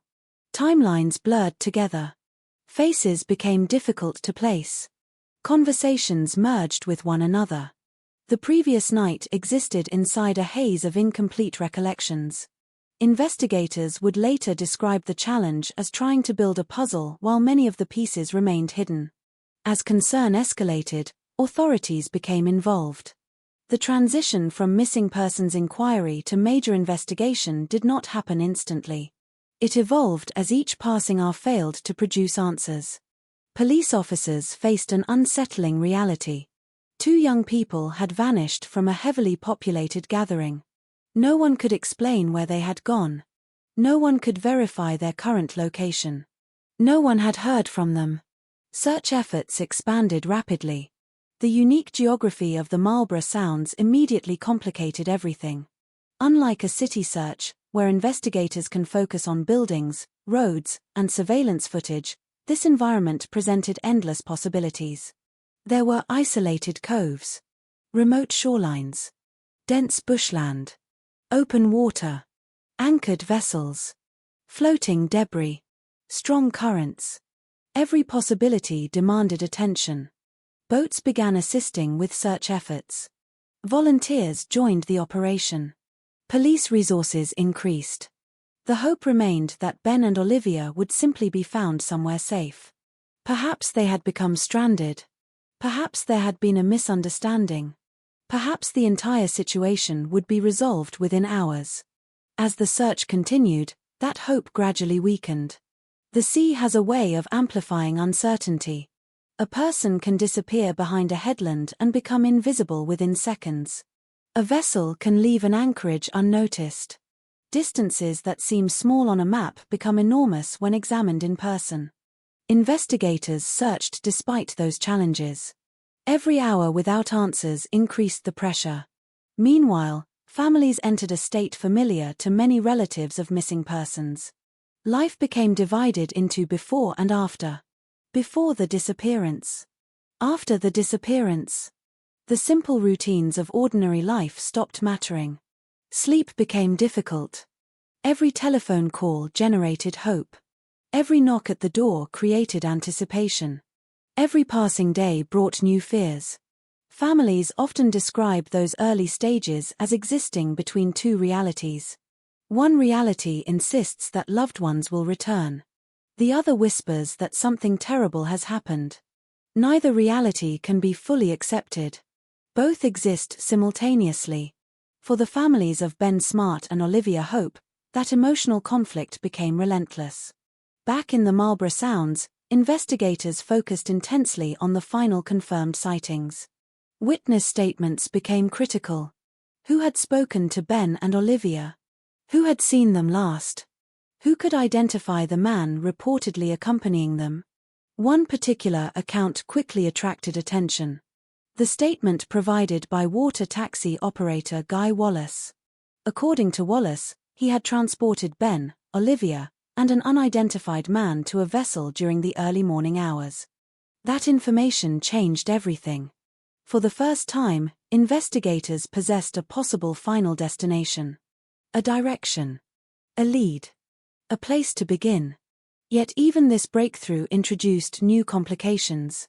What vessel had they boarded? Who owned it? Where was it now? Answers proved difficult to obtain. Descriptions varied. Memories differed. The darkness of the night had concealed details that suddenly became crucial. Investigators examined boat registrations, interviewed owners, cross-referenced witness accounts, attempted to reconstruct the movements of vessels present during the celebration. The process was painstaking. Days turned into weeks. The search operation continued. Media coverage expanded. What had begun as concern among friends and family was now becoming national news. Across New Zealand, people followed developments closely. The case contained elements that immediately captured public attention. 2 young people. A festive celebration.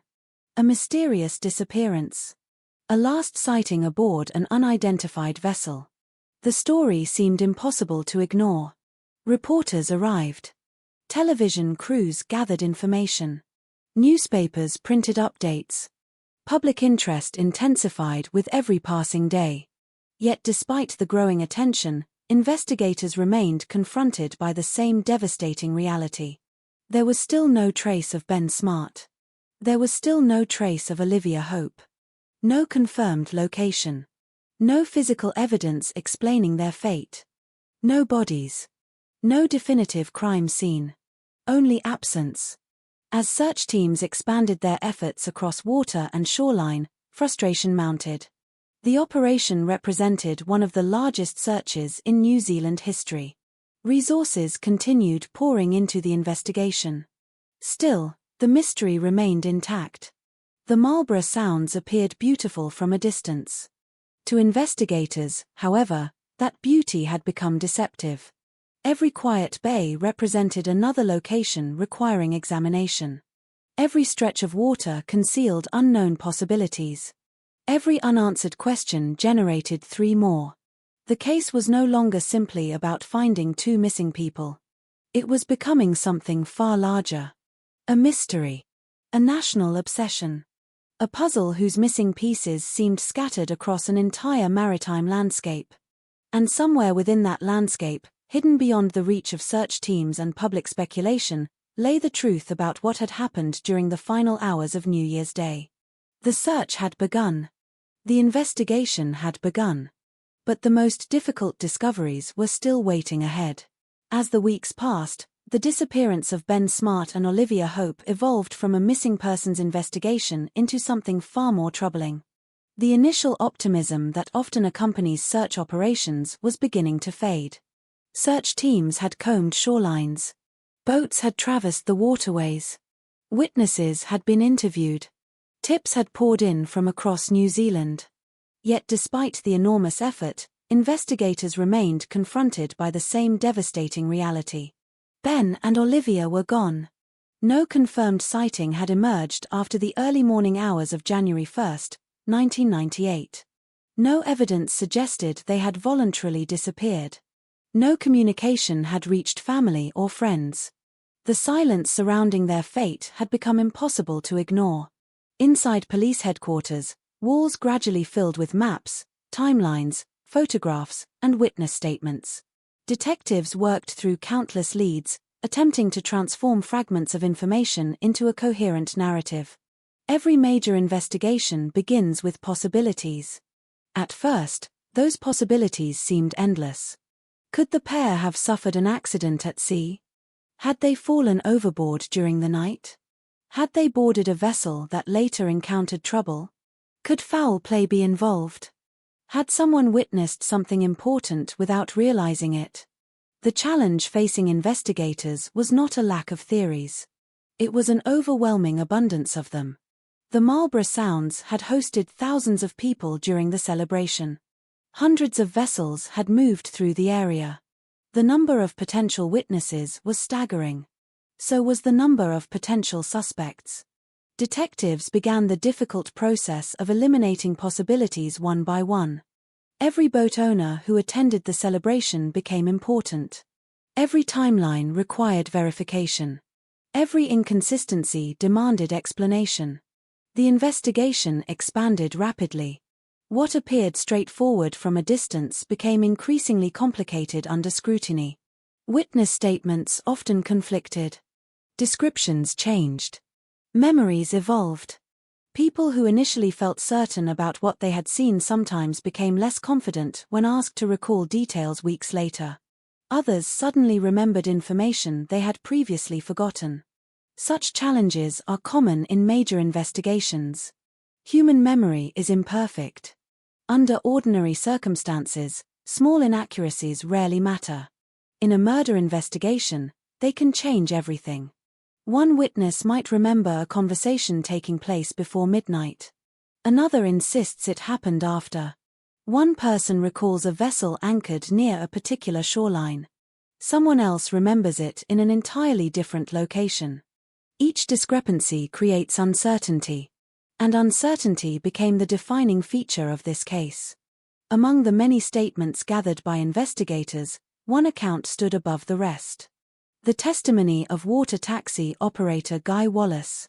According to Wallace, he had transported Ben Smart, Olivia Hope, and an unidentified man during the final known moments before their disappearance. His recollection provided the most important lead available. The mysterious man quickly became the central focus of the investigation. Who was he? Where had he come from? What vessel did he own? And most importantly, what happened after Ben and Olivia boarded that boat? Detectives devoted enormous resources to answering those questions. Witnesses were shown photographs. Interviews continued. Boat registrations were examined. Investigators attempted to match descriptions with individuals who attended the celebration. At first, progress was slow. The man remained unidentified. The vessel remained uncertain. Days became weeks. Weeks became months. Public attention intensified. Media coverage expanded across the country. New Zealand had become captivated by the mystery. People followed developments closely. Every new lead generated headlines. Every rumor sparked speculation. The pressure on investigators increased. Eventually, attention began focusing on one particular individual. Scott Watson. Watson owned a yacht named Blade. To detectives, certain elements appeared to align with information emerging from witness statements. His movements during the relevant period attracted scrutiny. His presence within the area placed him near the center of the investigation. As police examined his activities more closely, he gradually moved from person of interest to primary suspect. The transition was significant. Major investigations often reach a point where numerous possibilities begin narrowing toward a single individual. For investigators, this can feel like progress. For defense advocates and critics, it can also introduce risk. Once attention becomes concentrated on one suspect, every subsequent decision may be influenced by that focus. In later years, this exact concern would become one of the most controversial aspects of the case. Supporters of Watson would argue that investigators became too committed to a single theory. Police would maintain that the evidence naturally pointed toward him. The debate would continue for decades. But during the investigation itself, detectives believed they were moving closer to answers. As attention centered on Watson, investigators examined his vessel. The yacht Blade became one of the most scrutinized boats in New Zealand. Every compartment mattered. Every item found aboard mattered. Detectives searched for anything that might connect the vessel to the disappearance. Among the evidence later discussed in court were strands of blonde hair recovered from a blanket aboard the yacht. At the time, the discovery appeared significant. Investigators believed the hairs might be connected to Olivia Hope. If true, such evidence could potentially place her aboard the vessel. The possibility generated enormous interest. However, what initially appeared straightforward would later become one of the most disputed forensic issues in the entire case. Questions emerged regarding testing methods. Questions emerged regarding contamination. Questions emerged regarding interpretation. Years later, advances in forensic science would only deepen the controversy rather than eliminate it. Meanwhile, investigators continued building their case. Additional witness testimony emerged. Some accounts appeared supportive of the theory that Watson had been the mysterious man seen with Ben and Olivia. Other accounts introduced uncertainty. One of the most persistent problems involved the description of the vessel itself. Guy Wallace repeatedly described the yacht he approached during the final journey as resembling a two-masted vessel. This detail carried enormous significance. Blade possessed only a single mast. The discrepancy troubled many observers. Was Wallace mistaken? Had darkness affected his perception? Had alcohol played a role? Or had investigators focused on the wrong boat entirely? The questions refused to disappear. For detectives, however, the broader picture remained compelling. Individual inconsistencies were weighed against other evidence. Investigators believed they were assembling a narrative that explained the disappearance. Yet even as confidence increased within parts of the investigation, doubts remained. The absence of physical evidence continued to cast a long shadow. No bodies had been found. No murder weapon existed. No definitive crime scene had been identified. The case depended heavily on circumstantial evidence and witness recollections. Such cases are not impossible to prosecute. Many successful murder prosecutions have occurred without bodies. But they require investigators to construct a persuasive narrative from incomplete pieces. That challenge became central to everything that followed. As months passed, public opinion became increasingly divided. Some believed police had identified the correct suspect. Others remained unconvinced. Every new development seemed to strengthen one side while raising new questions for the other. The investigation had evolved into something larger than a search for two missing people. It had become a battle over interpretation. A battle over memory. A battle over evidence. And at its center stood a mystery that remained frustratingly incomplete. Ben Smart and Olivia Hope were still missing. Their families still lacked answers. The ocean still guarded its secrets. Yet investigators believed they were moving steadily toward a conclusion. Whether that conclusion represented the truth would become one of the most fiercely debated questions in New Zealand criminal history. The investigation was far from over. In many ways, it was only entering its most controversial chapter. Every major criminal investigation reaches a moment when scattered pieces begin to form a picture. It is rarely as dramatic as movies suggest. There is no detective suddenly solving the entire mystery in a single flash of inspiration. Instead, the breakthrough often arrives slowly. One statement supports another. One timeline begins matching a witness account. One overlooked detail suddenly becomes significant. And before investigators fully realize it, the direction of the case changes. For the Marlborough Sounds investigation, that moment emerged gradually during the months following the disappearance of Ben Smart and Olivia Hope. By then, detectives had accumulated thousands of pages of information. Witness interviews filled filing cabinets. Maps covered investigation rooms. Photographs, boat registrations, timelines, and forensic reports competed for attention. The sheer scale of the inquiry had become extraordinary. Yet despite all that work, the central mystery remained frustratingly unresolved. What happened after Ben and Olivia boarded the unknown vessel? The answer to that question depended on identifying two things: the boat and the man. Investigators increasingly believed those answers were connected. As detectives revisited witness statements, one name appeared with growing frequency: Scott Watson. At first, he was simply one of many people present in the area during the New Year's celebration. But as investigators compared accounts and reconstructed movements, they began focusing on him more intensely. His yacht, Blade, became central to their theory. To police, the emerging narrative appeared increasingly persuasive. According to the prosecution's eventual argument, Watson was the unidentified man seen accompanying Ben and Olivia during their final known movements. If that conclusion was correct, it provided a direct path from the last confirmed sighting to a specific suspect. The significance of such a connection cannot be overstated. Major investigations often struggle because the final known moments of a victim's life remain unclear. In this case, detectives believed they were beginning to bridge that gap. Yet even as confidence grew among investigators, uncertainty remained. The case was still built largely on circumstantial evidence. There were no bodies, no crime scene, no murder weapon, no direct eyewitness account of violence. Everything depended on the strength of the connections being assembled.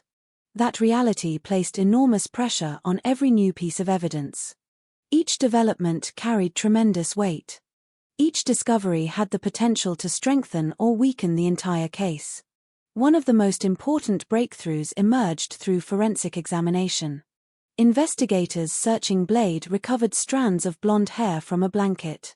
At first glance, the discovery seemed exactly the kind of evidence detectives had hoped to find.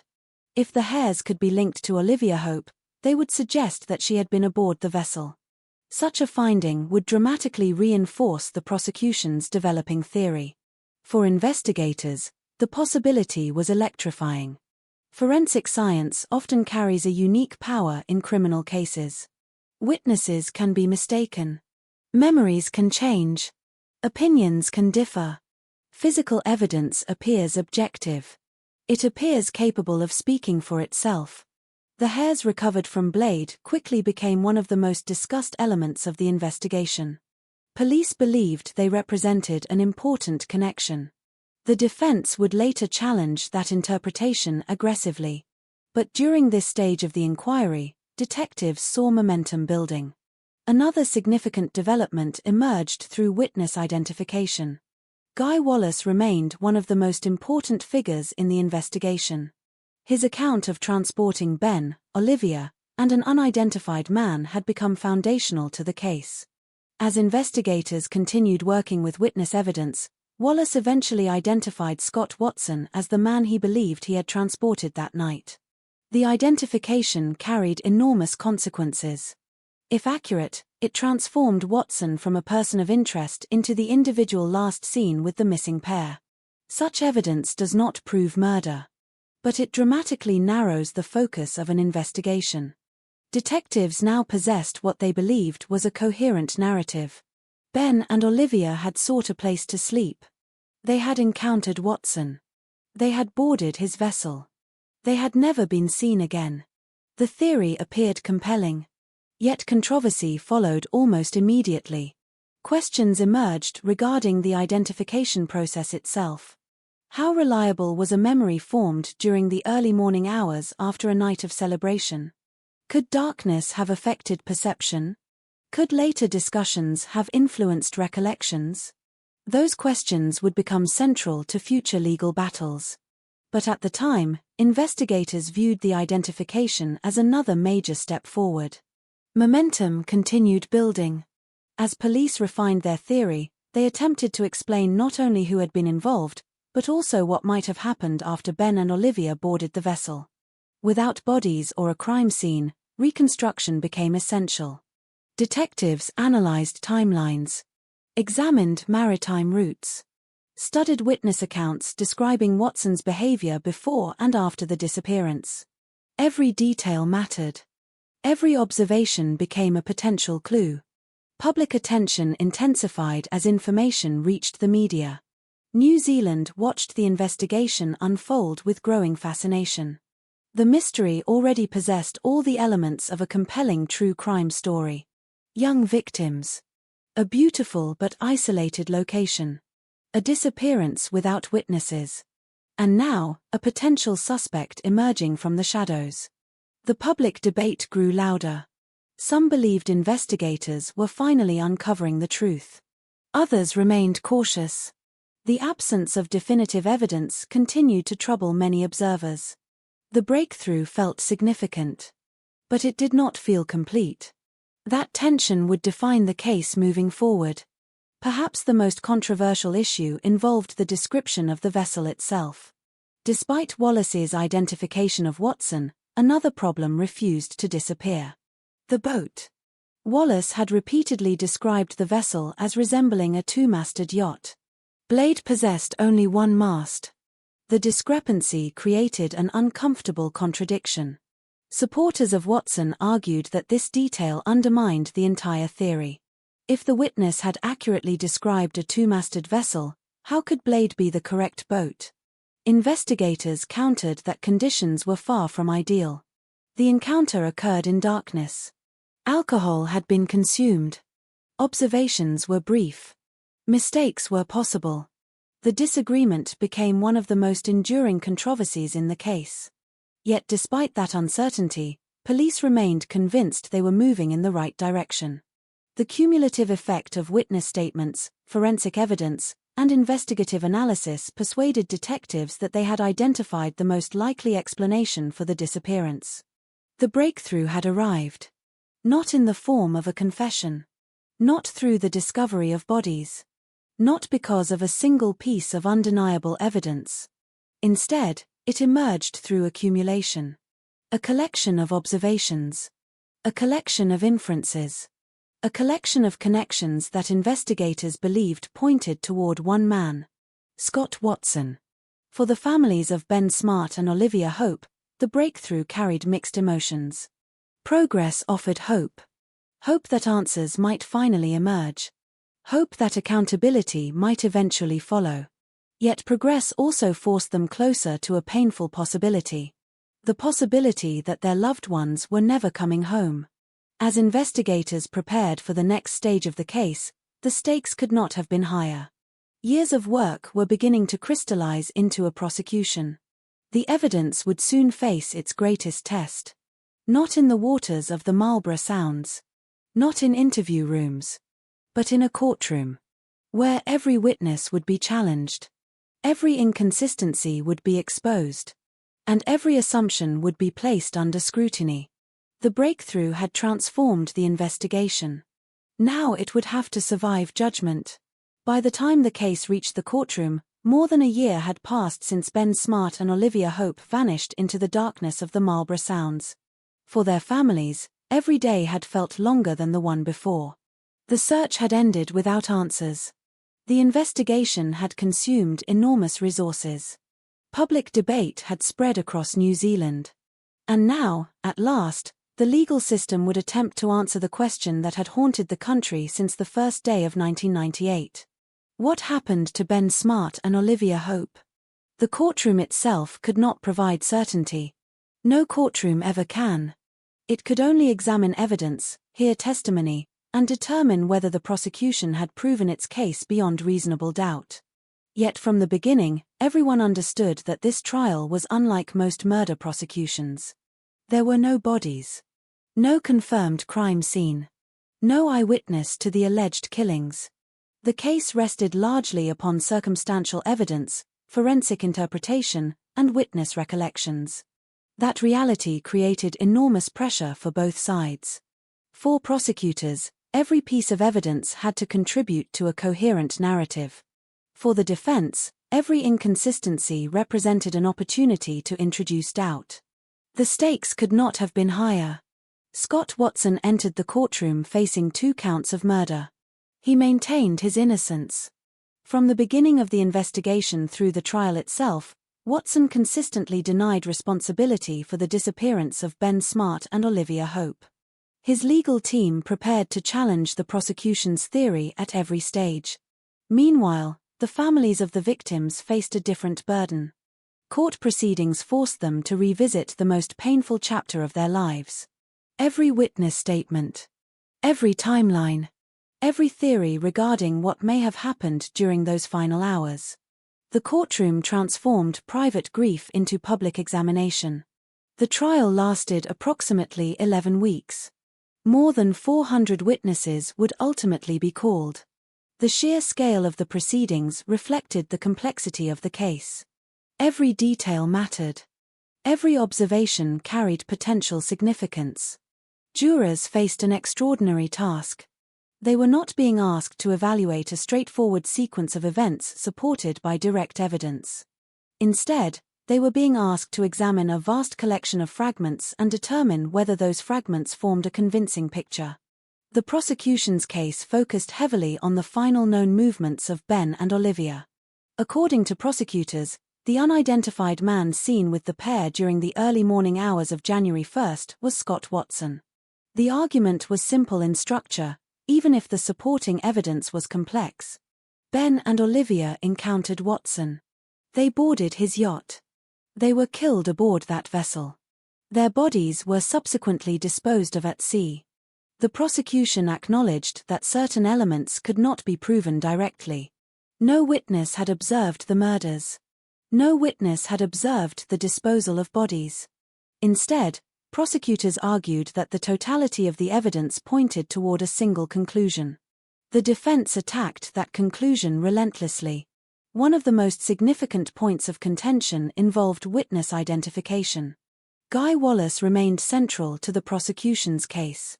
His account had helped establish the final known movements of the victims. His identification of Watson carried substantial weight. Yet the defense questioned the reliability of that identification. The events occurred during the early morning hours. Visibility had been limited. Alcohol consumption formed part of the broader environment surrounding the celebration. Human memory, the defense argued, is not infallible. Jurors were asked to consider whether certainty could truly exist under such conditions. The debate extended beyond simple questions of memory. It touched upon a larger issue that often emerges in criminal investigations. How much confidence should society place in eyewitness testimony? History contains countless examples of witnesses acting honestly while still being mistaken. The defense sought to persuade jurors that this possibility could not be ignored. The prosecution countered that Wallace's identification represented only one component of a larger body of evidence. Attention also focused on the forensic evidence recovered from Blade. The strands of blonde hair discovered aboard the yacht became a major topic during proceedings. Prosecutors argued that the evidence supported the conclusion that Olivia Hope had been aboard the vessel. The defense challenged that interpretation. Questions emerged regarding forensic methodology. Questions emerged regarding the strength of the connection itself. Jurors were required to navigate complex scientific testimony while evaluating competing interpretations of the same evidence. Another issue proved equally controversial: the description of the vessel involved in the final sighting. Wallace had repeatedly described a two-masted yacht. Blade possessed only a single mast. The discrepancy became one of the most debated aspects of the trial. For the defense, it represented a potentially devastating inconsistency. If the witness accurately remembered the vessel, then perhaps investigators had focused on the wrong boat. Perhaps the true answer lay elsewhere. The prosecution argued that mistakes were understandable under the circumstances. Darkness, distance, fatigue, alcohol, all could influence perception. Jurors were left to decide whether the discrepancy represented a minor error or a fundamental flaw. As testimony continued, the courtroom became a battleground between competing narratives. Each side attempted to explain the same evidence in dramatically different ways. To prosecutors, the pieces fit together. To the defense, the gaps between those pieces remained too large to ignore. The tension inside the courtroom grew with every passing week. Witnesses arrived. Experts testified. Lawyers argued. Families listened. Jurors took notes. Outside the courthouse, public interest remained intense. The case had already become one of the most discussed criminal investigations in New Zealand history. Now the nation waited for a verdict. When closing arguments finally arrived, both sides understood the significance of the moment. The prosecution urged jurors to consider the cumulative strength of the evidence. While individual pieces might not stand alone, prosecutors argued that together they formed a compelling picture. The defense urged jurors to focus on uncertainty. The absence of bodies. The disputed identification. The questions surrounding forensic evidence. The unresolved contradictions. According to the defense, reasonable doubt remained unavoidable. The responsibility now belonged to the jury. They withdrew to deliberate. Behind closed doors, they examined months of testimony. Thousands of details. Competing interpretations. Conflicting perspectives. The future of the case rested entirely in their hands. For the families of Ben Smart and Olivia Hope, the waiting must have felt unbearable. For Scott Watson, the waiting carried different but equally profound consequences. Everyone understood that the verdict would change lives. The only question was how. When the jury finally returned, the courtroom fell silent. The decision would become one of the most consequential moments in modern New Zealand criminal history. After considering the evidence, the jury found Scott Watson guilty of the murders of Ben Smart and Olivia Hope. The verdict ended one chapter of the story. But it did not end the controversy. Watson was sentenced to life imprisonment with a minimum non-parole period of 17 years. For prosecutors, the verdict represented justice. For the victims' families, it offered a form of accountability, though not necessarily closure. Because closure requires answers. And many answers remained missing. For Watson and his supporters, the verdict marked the beginning of a different battle. A battle that would continue through appeals, legal challenges, documentaries, and public debate for decades to come. The courtroom had delivered its judgment. Yet outside its walls, the questions refused to disappear. The mystery remained alive. Not because there was no verdict, but because the verdict itself would become part of the mystery. After the verdict, the case of Ben Smart and Olivia Hope did not end. It simply changed shape. In the courtroom, the legal system had reached its conclusion. A jury had delivered its decision. A sentence had been imposed. The machinery of justice had completed its formal role. But outside those walls, in the real world where grief does not obey legal boundaries, the story continued to unfold in a very different way. For the families of Ben Smart and Olivia Hope, time did not move forward in the way it does for others. It did not heal in neat, predictable layers. Instead, it stretched and fractured, holding them in a space where two realities existed at once. One reality contained the official conclusion that their loved ones were gone and that a man had been convicted for their deaths. The other reality contained everything missing from that conclusion. No bodies. No final explanation of what happened in those last moments. No place to go and say goodbye.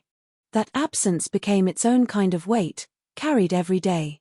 There is a particular cruelty in not knowing exactly how someone you love left the world. It leaves the imagination unanchored. Every possibility exists, and none can be confirmed or dismissed completely. Over time, those possibilities do not fade. They multiply, shifting in and out of focus depending on the day, the news, or a single remembered detail. For Ben Smart's family, the memory of him remained fixed at the point just before disappearance. He was still 21 in every photograph, still smiling in the same way people remembered him from that New Year's gathering. For Olivia Hope's family, the same frozen timeline existed. 17 years old, full of life, last seen stepping into a night that never gave her back. Life after the trial became a process of learning how to live alongside uncertainty rather than solving it. Birthdays continued to arrive. Holidays still came around. But each of them carried an invisible absence that could not be filled. Conversations often circled back to the same place, not because there was nothing else to say, but because nothing else ever fully replaced the unanswered question at the center of everything. Meanwhile, the case itself entered a different phase, one that would stretch across decades. Appeals were filed. Legal arguments were revisited. New scrutiny was placed on old evidence. Witness statements were re-examined in light of changing perspectives. The forensic material, once presented as a cornerstone of the prosecution's case, became the subject of ongoing debate among experts. Every generation of legal review seemed to return to the same tension, whether the evidence had truly been strong enough to eliminate reasonable doubt, or whether the absence of direct proof left too much room for interpretation. Public opinion followed a similar pattern. Over time, interest did not disappear, but it evolved. For some, the case remained a resolved tragedy, a confirmed crime with a lawful outcome. For others, it became an enduring example of how complex and uncertain the justice system can be when physical evidence is limited and memory becomes a key foundation of proof. Documentaries, books, and investigative journalism kept the discussion alive, each adding new layers of interpretation to events that had already been examined countless times. The man at the center of the conviction, Scott Watson, continued to maintain his innocence. His name became permanently tied to one of the most debated murder convictions in New Zealand history. Supporters argued that the case had been built on circumstantial connections rather than definitive proof. Critics of that view pointed to the totality of evidence presented in court and the jury's decision after hearing weeks of testimony. Between those positions, there was no simple resolution, only continuing disagreement that reflected the complexity of the original investigation itself. What remained constant through all of it was the silence surrounding Ben Smart and Olivia Hope. No new physical discovery emerged to close the gap. No recovered evidence provided the final clarity that many still hoped for. The Marlborough Sounds, once a place of celebration and light, remained in memory as the location where 2 lives vanished into uncertainty. Years passed. Then decades. The case became part of New Zealand's collective memory, referenced whenever discussions turned to missing persons, maritime investigations, or the limits of forensic certainty. Yet for those most closely connected to it, the case was never an abstract discussion. It was a permanent part of their lives, unchanged by time or distance. The passage of years also reshaped the meaning of the case in a broader sense. It became more than a single investigation. It became a reflection of how justice systems attempt to reconstruct events that leave no physical trace. It raised questions that extend beyond one courtroom or one verdict. How memory should be weighed against physical evidence. How certainty can be defined when key facts are missing. How families are meant to find peace in situations where official answers and emotional understanding do not fully align. The Marlborough Sounds themselves continued to exist as they always had, indifferent to the events that had once unfolded within them. Boats still moved through the waterways. Visitors still arrived for holidays. The landscape remained beautiful in the same way it had been before the tragedy. Yet for those who knew the story, the place carried an invisible layer of meaning. It was no longer just a scenic location. It was a reminder that even in the most peaceful environments, outcomes can change in ways no one anticipates. In the end, the story of Ben Smart and Olivia Hope does not resolve neatly into closure. It remains a case defined as much by what is unknown as by what is known. A night of celebration that ended in disappearance. An investigation that became one of the most significant in the country's history. A trial that delivered a verdict but not universal agreement. And a legacy that continues to exist in the space between certainty and doubt. Some stories end with answers. This one ends with absence. And in that absence, the memory of 2 young lives continues to persist, unchanged by time, and unresolved by outcome. After the courtroom doors closed and the verdict was delivered, the world outside did not pause.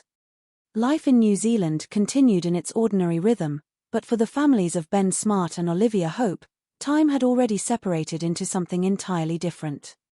There was life before that night in the Marlborough Sounds, and there was everything that came after it, and the line between those 2 versions of existence never softened, no matter how many years passed.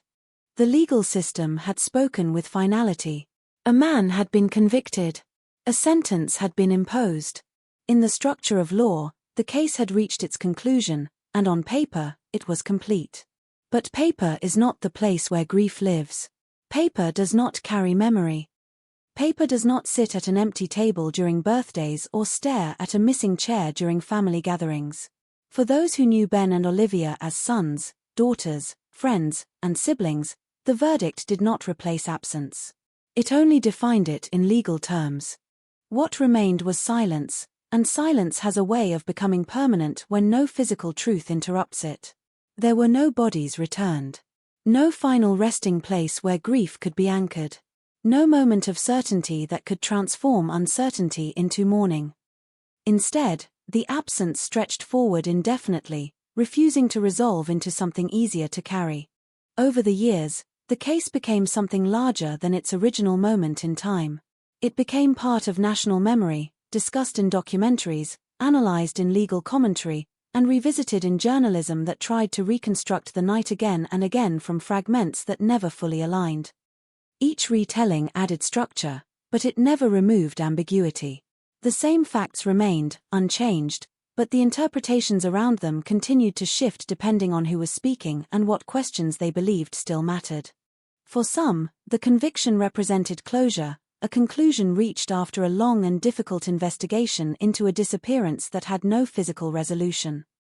For others, the case remained unsettled, defined by the absence of direct evidence and the reliance on memory, inference, and reconstruction of events that unfolded in darkness on water. That divide did not disappear with time. Instead, it became part of the case itself, as much a feature of its legacy as the events that began it. Scott Watson remained in prison, continuing to maintain his innocence. His name became inseparable from the case, not only in legal records but in public discourse.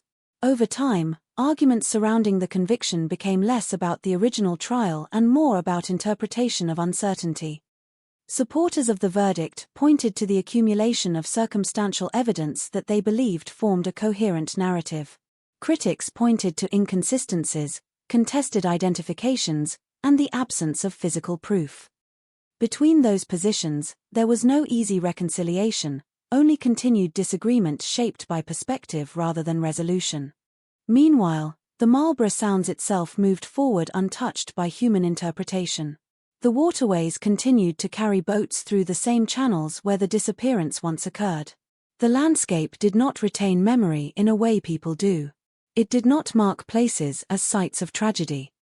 It remained what it had always been, a complex environment of water, distance, and isolation, capable of beauty and disorientation at the same time. Yet for those who knew the story, that landscape could never again be viewed without awareness of what had unfolded there. As years turned into decades, the absence at the center of the case became more pronounced rather than less. Most investigations conclude with physical resolution, with evidence that eventually narrows uncertainty into fact. This case did not follow that pattern. It remained anchored in absence. No recovery of remains. No definitive reconstruction of final moments. Only a sequence of last confirmed sightings that ended abruptly in darkness and never continued beyond it. For the families, time did not erase the moment of disappearance. Instead, it layered new years on top of it. Every new year became a reminder of the one that marked the beginning of everything that followed. Life continued in external ways, but internally, the event remained unchanged, fixed at the point where Ben and Olivia were last seen alive, still part of a world that had not yet broken apart. There is a particular weight carried by cases without physical closure. It is not only grief, but suspension. The mind does not settle into a final version of events because no final version exists. Questions continue to form long after they can be answered. Possibilities remain active even when they grow less likely. Memory becomes both preservation and burden, holding on to what was known while repeatedly confronting what was never known at all. In the broader public imagination, the case became an example often referenced when discussing the limits of criminal investigation in environments where evidence can vanish completely. Water does not preserve in the same way land does. It moves, absorbs, conceals, and erases. In such conditions, truth becomes something constructed rather than observed, and constructed truths always carry space for disagreement. Yet beneath all legal analysis and public debate, the human reality of the case remained unchanged. 2 young lives had ended in uncertainty. 2 families continued to live with that uncertainty. And a nation continued to remember a story that never resolved into a simple conclusion. The Marlborough Sounds still appear the same to anyone who visits without knowledge of what happened there. Calm waterways, steep green hills, and quiet bays that seem untouched by history. But for those who carry the memory of the case, the place holds a different meaning. Not because the landscape changed, but because the understanding of it did. In the end, This is where the story remains. Not in certainty, but in its absence. Not in resolution, but in the distance between what was proven and what was never recovered. A disappearance that became a case. A case that became a debate. And a debate that continues long after the night itself has faded into history. Ben Smart and Olivia Hope remain, in the most literal sense, unresolved. And that unresolved space is where their story continues to exist. When a case like this reaches its final pages in public record, people often assume that time will eventually soften it, that with enough years the details will fade into background noise and the story will settle into something distant and historical. But some cases refuse that kind of fading. They remain active in memory, not because of constant attention, but because of what was never resolved inside them. The disappearance of Ben Smart and Olivia Hope belongs to that category of stories. Even after legal processes ended, even after verdicts were delivered and sentences imposed, the central void at the heart of the case never closed. It stayed open in a way that no courtroom decision could fully seal. Over time, what lingered was not only the question of responsibility, but the deeper discomfort that the case created about certainty itself. People want investigations to feel like they move from confusion to clarity, from unknown to known, from chaos to order. But this case never fully completed that transition. It stopped in the middle of it, where fragments of narrative existed but never fully merged into a single uncontested truth. In the years that followed, discussions about the case shifted away from immediate facts and toward interpretation.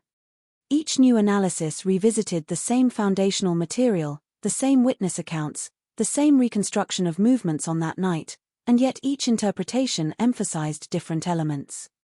For some, the strength of the prosecution's case remained in the accumulation of circumstantial detail that pointed in one direction when viewed as a whole. For others, the gaps within that same structure were too significant to ignore, especially in a case where no bodies were recovered and no direct evidence of the alleged events was ever presented in physical form. What made the case persist in public consciousness was not just its outcome, but its structure. It became a story defined by absence. Absence of physical remains. Absence of a confirmed sequence after a certain point in time. Absence of an uncontested narrative that could fully satisfy every element of doubt. That absence created a space that continued to be filled by discussion long after the legal system had finished speaking. For the families of Ben Smart and Olivia Hope, however, the case never existed as debate. It existed as continuity of loss. Time did not convert uncertainty into abstraction. It simply extended the duration of not knowing. Life continued around that absence, but it never replaced it. Milestones arrived and passed, but always with the awareness that something fundamental was missing from the structure of everyday life. In many ways, the passage of years only deepened the contrast between public narrative and private reality. Publicly, the case became something to analyze, to revisit, to argue about in terms of evidence and legal reasoning.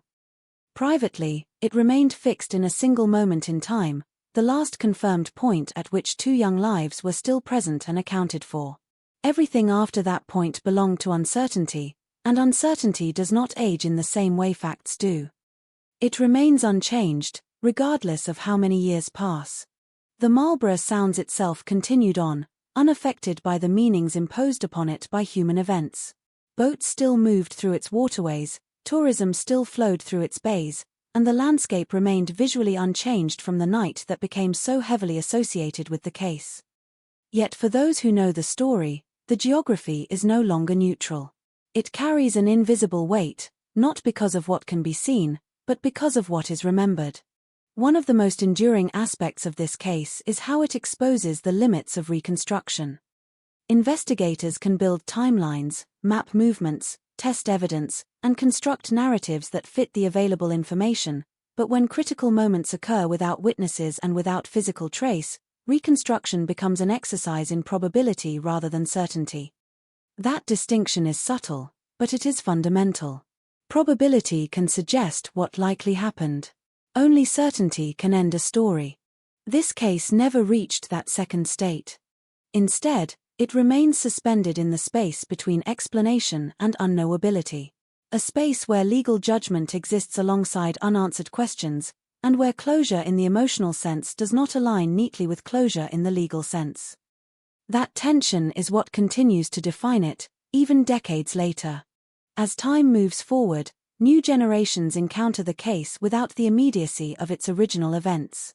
They learn it through documentation, through media, through retellings that already carry the weight of interpretation. For them, it becomes less a memory and more a constructed narrative, shaped by how it has been discussed over time. Yet even in that distance, the core unresolved nature of the case remains intact, resisting simplification. Some cases in criminal history resolve into clarity, even if that clarity is painful. Others resolve into ambiguity that persists long after the formal processes conclude. This case belongs firmly to the second category. It does not offer a final image that neatly completes the story. It ends instead with absence still present, still active, still defining everything that came after it. And so, the story of Ben Smart and Olivia Hope does not close in the traditional sense. It does not arrive at a final answer that dissolves all uncertainty. Instead, it remains as it has been for years, a narrative shaped by last sightings, contested interpretations, legal conclusions, and enduring questions that have never fully left the conversation. In the end, what remains is not resolution, but permanence of memory without completion. A case that continues to exist not because it is unfinished in paperwork, but because it is unfinished in understanding. And that is where it stays, held between what is known and what has never been recovered, a story that history records but never fully concludes. After the courtroom silence faded and the official records of the case were filed away, what remained alive was not agreement, but doubt. It did not arrive suddenly, nor did it belong only to one side of the debate. It grew slowly, across years, across interviews, across documentaries, across conversations that kept returning to the same unanswered tensions embedded in the story of Ben Smart and Olivia Hope. Doubt in this case did not mean the absence of a verdict. It meant the persistence of questions that the verdict itself could not fully extinguish. And those questions were not born out of imagination alone. They were rooted in specific points of friction inside the evidence, in moments where interpretation mattered as much as fact, and where certainty depended on assumptions that were never universally accepted. One of the most persistent sources of contention remained the identification of the man seen with Ben and Olivia in their final hours. The prosecution built a narrative in which that man was Scott Watson. The defense and later critics of the case pointed to the fragility of memory under the conditions in which that identification was formed. It was not simply a question of whether a witness was truthful, but whether human perception under darkness, fatigue, and alcohol can be expected to produce precise recognition. This distinction became central to the entire debate. Because if memory is fluid under stress, then identification becomes less like recognition and more like reconstruction after the fact. Guy Wallace's account stood at the center of this tension. His recollection provided the only narrative bridge between the crowded celebration and the final disappearance. Without his testimony, the sequence of events leading from the party to the alleged boarding of a vessel would not exist in the same form. Yet the reliability of that bridge was precisely what remained contested. The environment in which he made his observations was not controlled or stable. It was fragmented, dim, and shaped by movement across water at night. In such conditions, even honest recollection can become unstable over time. What begins as memory can gradually align itself with later information, with suggestion, or with repeated retelling. This is where the case begins to reveal a broader issue that extends beyond its specific facts. Criminal investigations often depend on the assumption that multiple imperfect sources, when combined, can still produce a reliable whole. But that assumption only holds if the imperfections are small enough not to distort the structure they create. In this case, critics argue that the imperfections were not minor. They argue that they sat at the very center of the narrative itself. The second major point of controversy centered on forensic interpretation.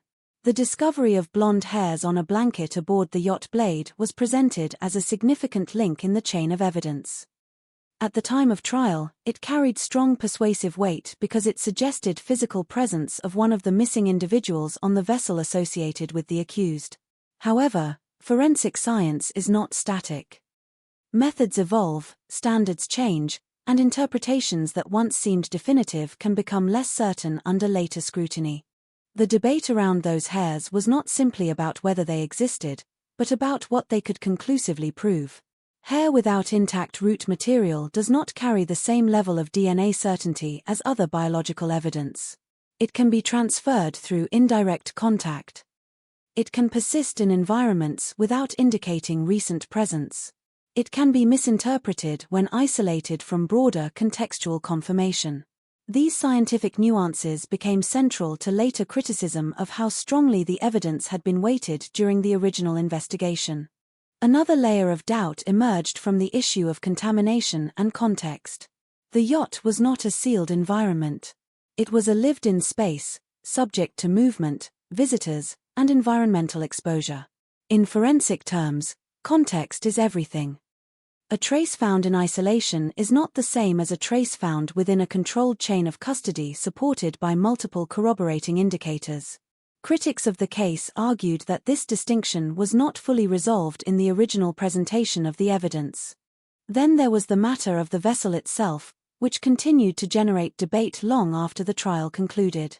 The description of a two-masted yacht provided by the witness did not align with the known structure of the yacht blade. This discrepancy became one of the most discussed elements of the entire case because it introduced a direct conflict between perception and physical reality. Supporters of the prosecution theory suggested that observational error was entirely possible under the conditions described.